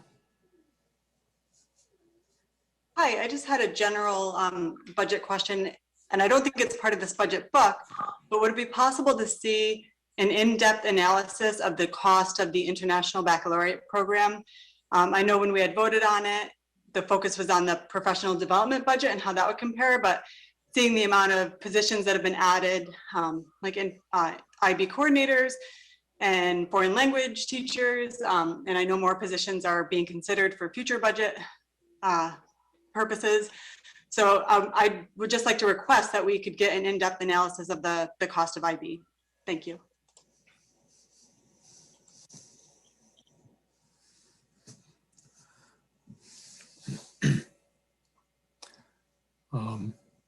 Mary Heather Noble?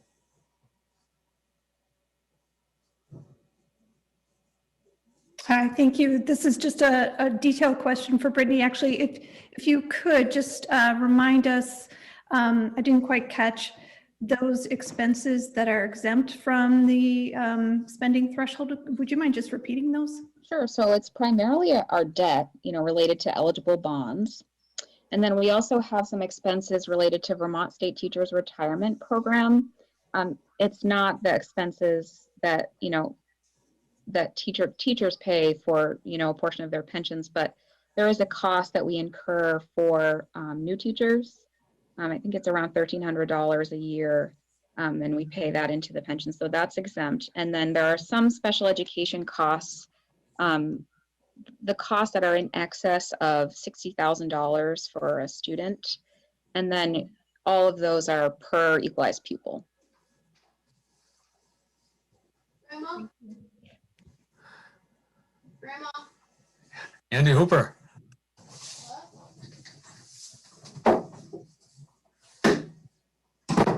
Got it.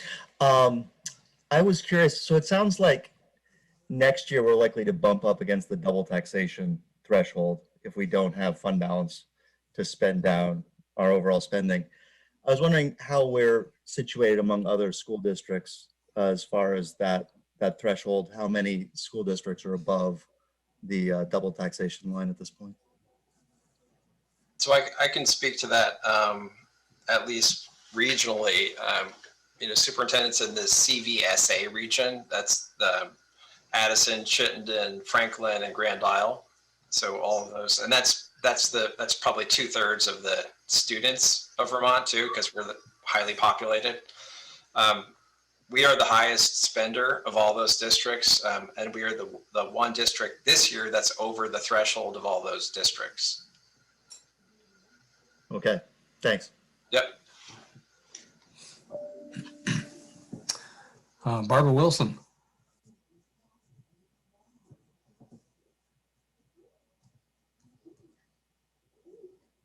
Hi there. Since we've reduced or eliminated pre-K in, I think it's Salisbury and Ripton for fiscal year 22, how is that going to work? Is there going to be, the state does authorize pre-K. I think it's 10 hours per week, correct? Yeah. So how does that work? So people understand what the implications are of not having the pre-K program, I think is my question. Sure.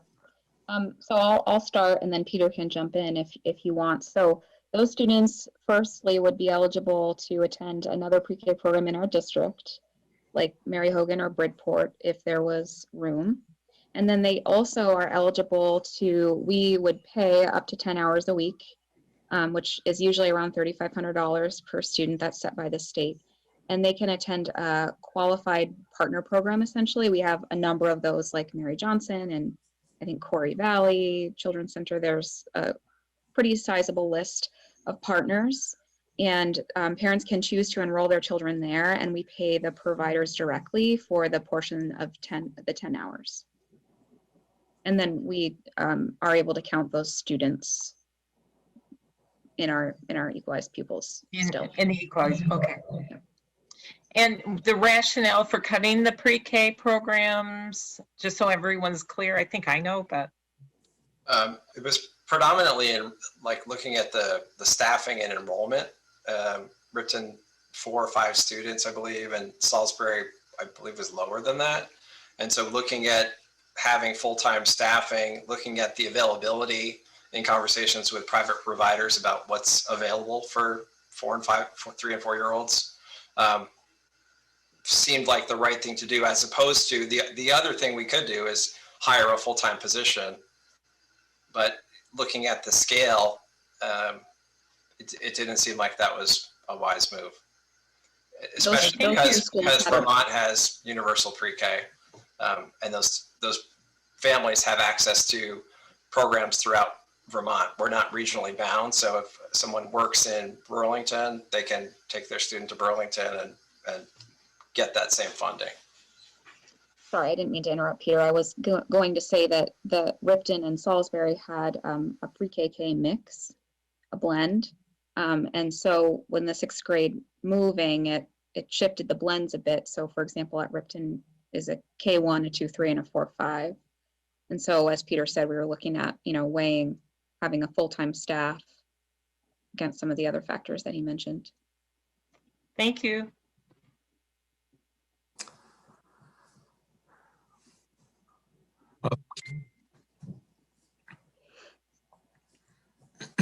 Paige Pearson.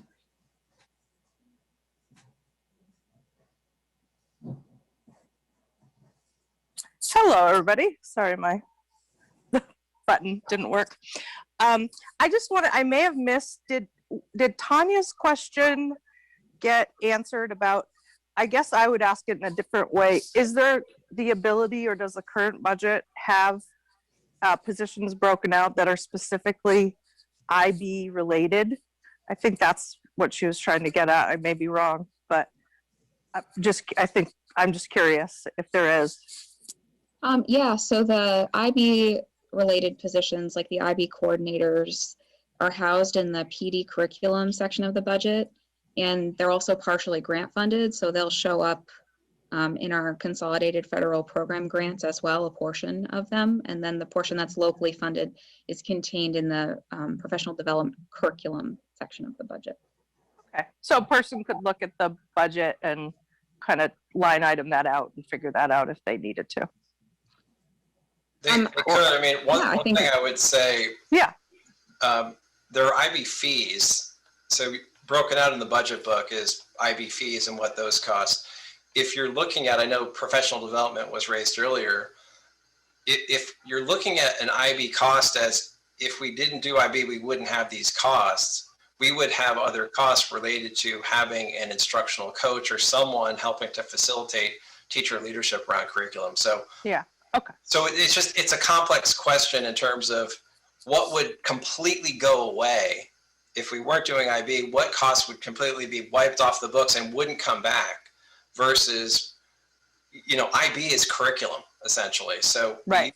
we use the term IB, but it's a little bit more complex. I think we can legitimately say though that the fees that we pay would go away and those wouldn't be displaced by something else. So I think that the fees are the one thing that I think we can say, those are IB fees. We feel like they're supporting a lot of kind of strong work that comes into the district and supports a unified approach to teaching and learning. Yeah. Those would probably go away. Okay. Thank you. I think that was helpful. Thanks so much. Yep.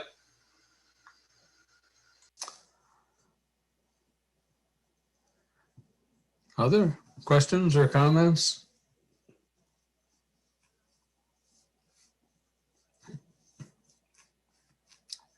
Anyone else?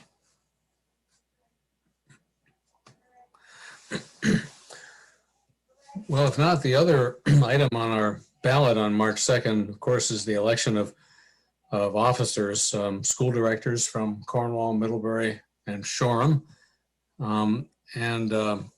I'd be happy to invite anyone who's a candidate for one of those positions to say hello to the gang who's gathered this evening, if you would like to. You don't have to, but if you'd like to, be my guest. Chris.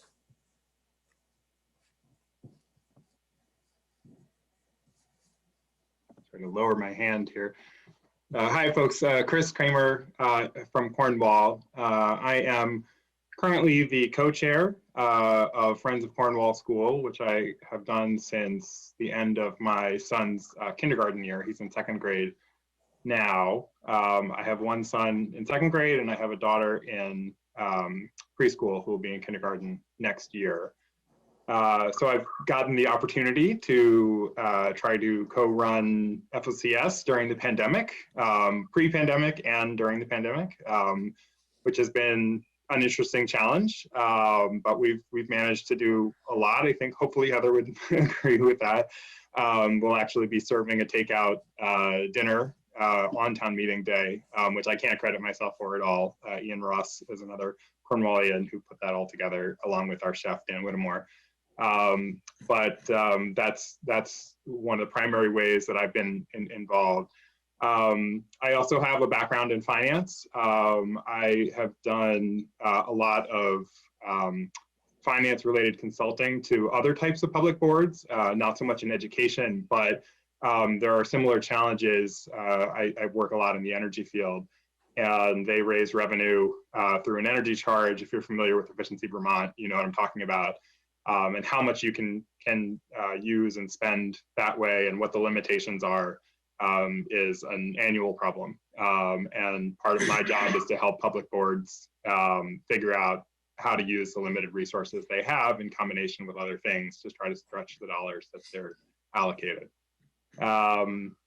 Those are my priorities for running for board. I think we need to really take a look at the MUMS restructuring and make sure the teachers are comfortable, and of course parents in the community are comfortable as well. There have been a lot of questions raised around that. So I think we need to get right on that because of the timing of that transition, with information going out already about how that'll all work.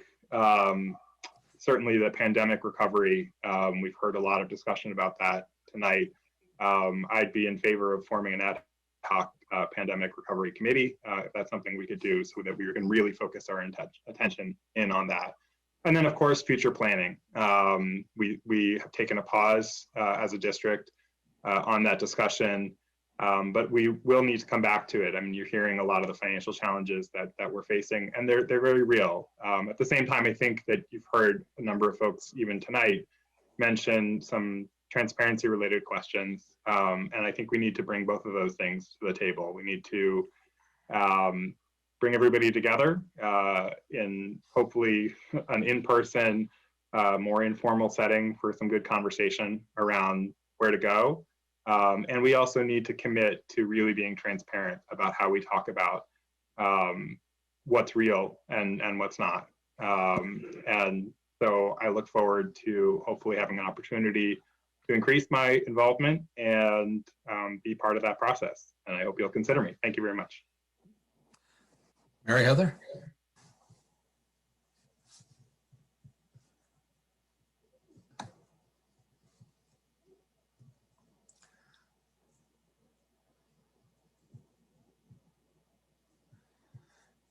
Sorry, my picture was jumping around. I was having a hard time finding that unmute. I hope it's okay. All of us candidates received a message from Sharon Fletcher saying that we had 5 minutes to make our introductions, our pitch. I hope that's okay. I just want to make sure that's all right before I just read my prepared statement. So That's what Sharon said. Okay. Okay, thank you. So my name is Mary Heather Noble. I'm a resident of Middlebury, and I'm seeking one of the 2 Middlebury positions on the ACSD board. I'm a parent, a freelance writer, a former environmental regulator, and a community volunteer. I've been actively involved in the schools as a classroom volunteer, a reading mentor, coach, chaperone, fundraising volunteer, and among other things, an advocate for my own child's special education needs. I also served on the steering committee for this facilities master plan process with about a dozen other stakeholders, other parents, teachers, students, board members, and school administration. And together we designed and implemented the very first efforts at public engagement to try and communicate what the board was learning during its investigation of our facilities and gather the initial feedback from the community for the board's consideration as it continued that process. So I have 2 kids in the ACSD system, one at MUMS and one at MUHS, which means essentially that my kids are your kids' peers and that your children are classmates, teammates, and friends of my children's. We are one learning community. We have been one community and will be as long as all of our community schools send students to MUMS and MUHS for their secondary education. And since our children's learning is greatly influenced by their peers, I believe we have a shared responsibility to support the learning and enrichment of one another's children. So my interest in the ACSD board was first prompted by my own observations as a coach and a classroom volunteer. Many students in our district have complex needs that inhibit their ability to access their education. We all know we have students living in poverty. We have students who deal with the mental health impacts of family trauma or family addiction. And we have students who simply have learning differences. I certainly know firsthand how difficult it is to address those needs and how much extra work is placed on educators to provide for those kids, especially in schools with tight budgets. These are often the kids who fall through the cracks when budgets are cut. And these children are our children, and they're our children's peers. So I also know from my work on the steering committee about the significant disparities in classroom experiences between the different elementary schools across our district, and how our current configuration maintains those inequities. Our K through 12 student population, and that in Vermont in general, has decreased significantly over the last 25 years. And simply put, the ACSD no longer serves the number of students to justify its current spending. So with our equity concerns and our demographic concerns, and the fact that 80% of ACSD's budget is spent on staffing and fixed facility costs, including 7 elementary schools operating significantly below capacity, I believe that the district has no choice but to evaluate the efficacy of this configuration in its facilities planning process. And in fact, it's the current response to this process that's motivated me to run for the board. So over the past 2 years, I've witnessed, and we've all witnessed, a breakdown in communication, one that the steering committee initially feared.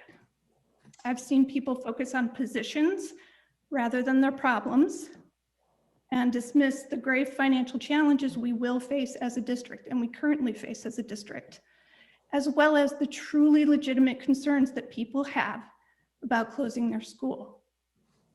I've seen the conversation about education really narrowly focused on grades K through 6, with little regard for the impact of our budget issues on MUMS and MUHS. And I've heard arguments about small schools being better than large schools, which when you really consider the fact that all of our schools are considered small in the broader picture, it feels a little bit like saying very small families are better than larger families, when the truth is both and everything in between can be great for kids as long as they're well supported. And for ACSD, that requires financial stability. So I'll close with this. The sustainability of our community schools was an issue before we unified as a district. It is a statewide problem. We see it happening all over us, or all around us, and it's a problem that won't go away on its own. So my goal as a prospective board member is to help the district enhance its two-way communication with our learning community, so that we can arrive at a common understanding of our district's challenges and commit collectively to the important work of finding solutions that prioritize student success, equity, and financial responsibility. I truly believe we can find creative ways to maintain community as we seek that point of intersection between best practices in education, equity, and financial stability. I hope I can earn your vote. Thank you for the opportunity. Davina Demary. You can correct my pronunciation, Davina. That's okay, Governor. It's Damery, but that's not a problem. I'm used to it being mispronounced. So I'm Davina Damery. I am running for my second term on the board. I live here in Middlebury, have been in Middlebury for about 10 years now. I have a sixth grader who has attended Mary Hogan for her entire school career. I have been in education up until the last 5 years, where I'm now in restorative justice. And my hope is to be able to continue my opportunity to finish, or to maybe not, if we get to the point of finishing these projects, these goals that the board has, to be able to continue and grow with the board in those projects. Thank you. Lindsay Hescock.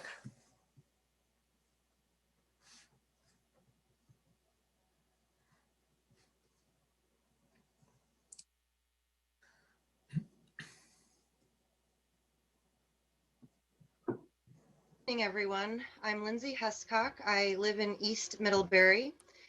I've lived in Addison County for almost 20 years now. My son goes to Mary Hogan and is a third grader there. And if all things go as planned, I would hope that he would be in the district for the duration of his schooling. And I am really passionate about this, talk a lot about it. And I just saw an opportunity to become more involved in the process. And I feel like it's a really great example to set for my son to get involved in things that that mean a lot to you, that give you a chance to make a difference and have your voice heard.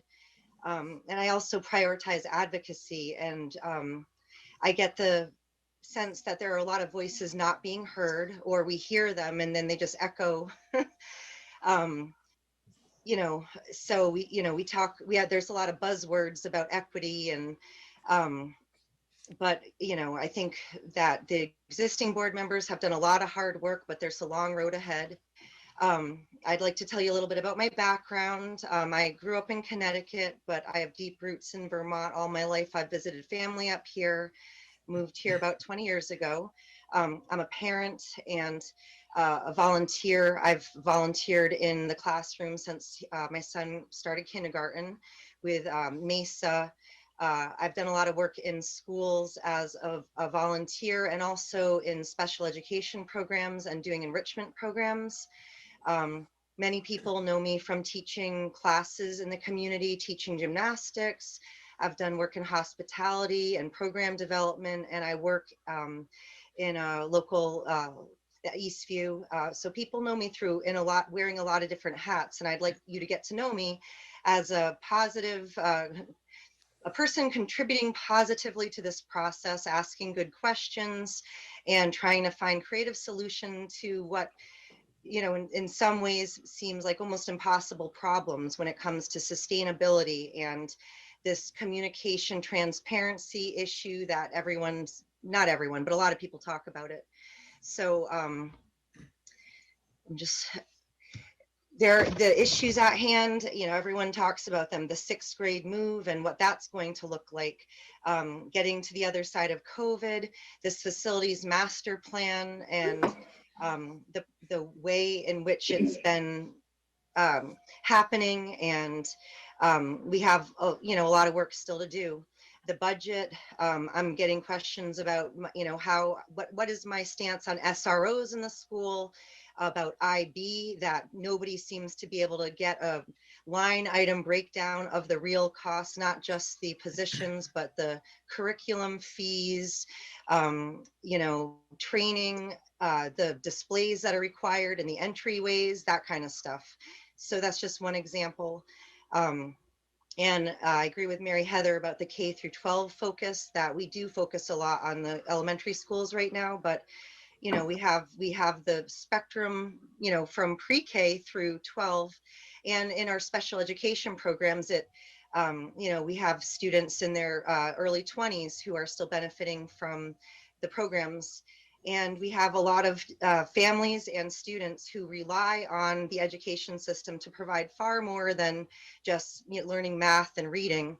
It's really a family that, we have our nurses brushing out people's hair in the morning and doing the laundry, because that's just what needs to be done. We have these amazing educators, and I don't really hear a lot of those voices, the families, the students, the educators, the other staff in the schools. So I'm hoping to learn a lot more about what has been done to date and about the taxes and the budget. Not just the pros of consolidation, but the real costs, including transportation, the cons of consolidation. And so I hope you all go out to vote on town meeting day, or request your ballot. I believe that for Middlebury, the last day to request your ballot is on Thursday. So please contact your town clerk and make sure that you have the opportunity to vote. If you have questions for me, please reach out. lindsayhescock@gmail.com. I'm on Facebook as well. I'm happy to get to know people, answer questions, and I'm pretty open-minded. I'd like to learn more about this. So thank you very much for your time. And this has been a great meeting to be a part of. Barbara Wilson. Excellent. Can you hear me? My name is Barbara Wilson, and my husband and I moved to Shoreham about almost 13 years ago. And at that time, I actually worked remote, while at the same time I started up my little farm, Solar Haven Farm, and I can often be found selling my products at the Middlebury Farmers Market. Just a little bit about me. I grew up on a small family-owned dairy farm in Michigan. And through that experience, I learned firsthand what it was like to grow up in a household who was struggling financially, and unfortunately with a mom suffering from mental illness. So I know the impact that had as a child going through school. I also experienced what it was like to be labeled as a low performer when I moved from my one-room elementary country school, yes, one room, to middle school. And thanks to a special math teacher who recognized that I was assigned to the wrong place, made sure that I was put my schedule all totally reworked. And as a result of that, I ended up graduating second in my class in high school.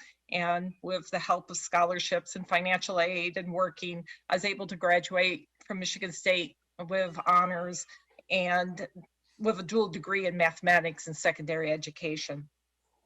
I worked for a large software corporation for 38 years, where I managed the business, financial, and technical aspects of a very large software product that had an annual revenue stream of upwards of 25 to 30 million per year. I also then witnessed firsthand the frustration of my stepson, who was diagnosed with Asperger's syndrome, and he was struggling in 10th grade, in middle school with math once you had to start showing your work. And I was able to successfully help him conquer that difficulty, and fortunately had a mom whose specialty was special education and a principal who ensured he also had the tools that he needed to succeed. And he now is a naval architect with a PhD in computational fluid dynamics, more math than I would ever begin to be able to deal with. In 2018, I ran for Addison Rutland State Rep. And though I lost, I learned so much by knocking on hundreds and hundreds of doors, speaking with rural Vermonters living in my district, which has given me a very good perspective of, some of the special needs, and helping me to understand that, I don't necessarily know the issues unless I talk to them and we dialogue with folks of what their struggles are, and we need to make sure that we're engaging those individuals in the conversation. I believe because of this, I have a real unique background that would really help the district better understand our rural communities and their unique needs. I also have decades of experience in team management, fiscal plan development, assessment, and accountability. Just over about a year ago, I attended my first ACSD board meeting, which was held in Shoreham. Until then, I was totally unaware that Shoreham's enrollment had grown 40% over the last 5 years. I was also extremely impressed with the number of young families and parents who attended and how articulately they spoke about why they moved to Shoreham and how important that the rural school was to their children. Based on this experience, I decided to invest my expertise and time to perform in-depth enrollment, financial, social, economic assessments of each of the consolidation models presented by the board. This involved attending every board meeting and facilities master plan committee meeting. I also reviewed many of the recordings that took place before I got involved. A few weeks before the pandemic shut down, I had the opportunity to join the principal in doing reading sessions with the second graders where they would come and read to my dog Java at a time. And though we had to stop doing that process, it really gave me insight on the disparity in reading abilities that are available, that are there. And I've since done some research on that and realized that this is a statewide problem, that our literacy is actually declining, especially for our most vulnerable children. I have a passion for ensuring that district decisions result in equitable outcomes for all our students, regardless of where they live. This includes the special needs of our most vulnerable students living in our rural areas. I believe with my background, I can help our board with a better understanding of some of the educational differences that exist when it comes to our rural students, and most importantly, to help ensure that our vulnerable children are not left behind. I will use my strong research and analytical skills to help ensure that our decisions are based on concrete, financial, and social economic assessments, including anticipated benefits and liabilities. And I will also use my years of business and customer experience to work towards a shared district vision that includes measurable goals and outcomes, major decisions that are made based on upfront defined criteria with objective measurable outcomes, the appropriate level of supporting analytical data, and public input and collaboration.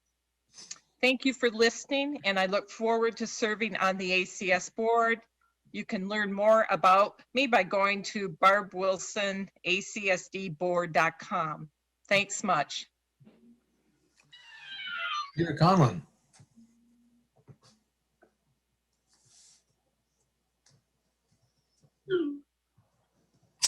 Thank you very much, Governor, and thank you to everybody who's turned out tonight. We had over 100 people show up at tonight's meeting. I wasn't expecting that, and I think it continues to show a great public interest in what we're doing. My name is Peter Conlon. My wife Mary and I have lived in Cornwall for 30 years. We've raised 3 sons who went through the ACSD system, and we're currently foster parents to a student at the high school and the Hannaford Career Center. I'm seeking re-election to the board. I've been a member since we were created 5 years ago, served the first 4 years as chair, and I'm currently chair of our negotiations team. I hope to bring that experience and my experience previously on the UD3 board back to the board. I think Mary Heather really eloquently sort of framed the issues that we're facing. And I hope my experience will help us face, the new challenges of learning recovery following the coronavirus pandemic, our continued ongoing challenges with declining enrollment and increasing costs. And within that, being able to seek new opportunities to continue to make this district really a place of educational excellence that is at the same time providing a really good value to taxpayers. Thank you. And I look forward to having everybody turn out and vote. That's the most important thing. Well, thank you all. Ordinarily at this meeting, as you know, we elect our clerk, treasurer, and moderator, but because everything is different this year, those are on the Australian ballot as well. Linda Barrett is our clerk. She's with us tonight. Michelle Warren is our treasurer. And I'm happy to have them say hello if they'd like or not. They're not jumping at the opportunity. Well, if they could raise their hand, then I can find them more easily and unmute them. Well, Linda's just choosing to wave, I think, and Oh, there she is. yeah. And Michelle is on. Okay, so I'm Linda Barrett. My husband Leonard and I lived 40 years in Bridport, where we're farmers and raised 4 children. I was originally from Weybridge, and we recently have moved back to Weybridge. So now I have another hometown. I am an employee at the Bridport Central School and have been for 30 years. I have also been clerk of the UD3 and ACSD since 2006 and took on the Hannaford Center clerk's position in 2017. So I'm interested in continuing, and I've always had an interest in being involved in the town and school government and budgets and whatever else goes on. So I've done minutes for the high school and both of these boards and like to continue. Thank you. You've had it easy tonight, Linda. You didn't have to check voters off as we came into the room. That's true. No checklists at all today. Well, thanks. Michelle? Can you hear me? Yep. Hi, my name's Michelle Warren. I live in Bridport with my husband, Eric. We have 2 boys, one who has graduated from Middlebury High School, and my youngest is a junior. I am working at the National Bank of Middlebury. I've been there for 19 years. 17 of those years have been in the finance department, where my primary position was accounts payable. I currently work with our correspondent banks, maintaining the account balances, making sure that we comply with reserve requirements. I reconcile accounts. I file monthly, quarterly, and annual tax returns. We also manage the investment portfolio, and I administer shareholder relations for our holding company. I've been the treasurer since 2008, back when it was ACSU. I've developed a wonderful working relationship with the staff at central office, ensuring that I'm always available for any assistance that's required of this position, whether it's signing just the normal accounts payable checks, payroll, an urgent check, placing stop payments on checks, and helping to request draws on our line of credit. I have a degree in early education. Graduated magna cum laude from Champlain College. I am constantly trying to further my education. I'm working towards an accounting certificate through the bank, through the Center for Financial Training. I'm actually enrolling in another self-study class right now, so that leaves 2 before that certificate is actually realized. One really interesting thing is I'm able to use my degree in education with National Bank of Middlebury. I help the bank bring a schoolhouse savings program into some of the rural schools. So 2 of the 4 elementary schools I am the bank representative for. And each student comes into a designated place and they deposit their pennies or their dollars or checks from holidays or birthdays. I bring it back to the bank and I deposit it into their accounts for them, trying to help build their financial literacy at a very young age. It's very important to do that. So I thank you for your consideration in me continuing in this position. I look forward to providing further assistance, servicing ACSD, the community, and everybody involved. Thank you. And quickly, Jim Douglas from Middlebury. Our kids went through the Middlebury schools, K through 12, and given the disadvantage they have with their parental supervision, it was obviously their education that made them into the successful and brilliant adults they are today. So we're grateful to ACSD. Well, anything else to come before our hearing tonight? That concludes the items that we had on our agenda. Molly Witters. Hi, I appreciate the opportunity to speak. I'm Molly Witters, a parent from Ripton, Vermont, and also the town moderator. So I really enjoy watching you run the show, Mr. Douglas, Governor Douglas. You're professional in that way. And I guess I'm bringing to the table just a call for to the whole board for maybe a shift in your democratic agenda or democratic comport over the next few years. And Mary Heather Noble, when you were speaking about being part of the group that wrote the Articles of Agreement, it did raise my hairs a little bit because there had been a good number of us who's felt fairly disenfranchised by these Articles of Agreement, and in fact brought two petitions to have them changed, which gained over 800 signatures, with which the board refused to bring to a vote last year. And so what I am encouraging you to do in your future boards, because I know you guys are doing hard work and incredible work on a lot of levels, is to maybe just keep checking in with yourself about how the little guy might feel, and how we can have a voice in a scenario where we actually don't have a democratic voice right now. And so this takes its own level of work when you've already got a lot of work on your plate, but it's certainly resulted in Ripton's efforts to departure at this point. Had we had a more democratic system on this board, I think we could have done a better job in finding middle ground with one another. So I think it's going to take a big sea change on a board to be willing to kind of do that inward work and maybe look at who's leading and look at who's listening and swap some of those people. And that's my encouragement as a citizen, still as part of the district, perhaps until March 2nd. Thank you very much for your time. Steve Cash.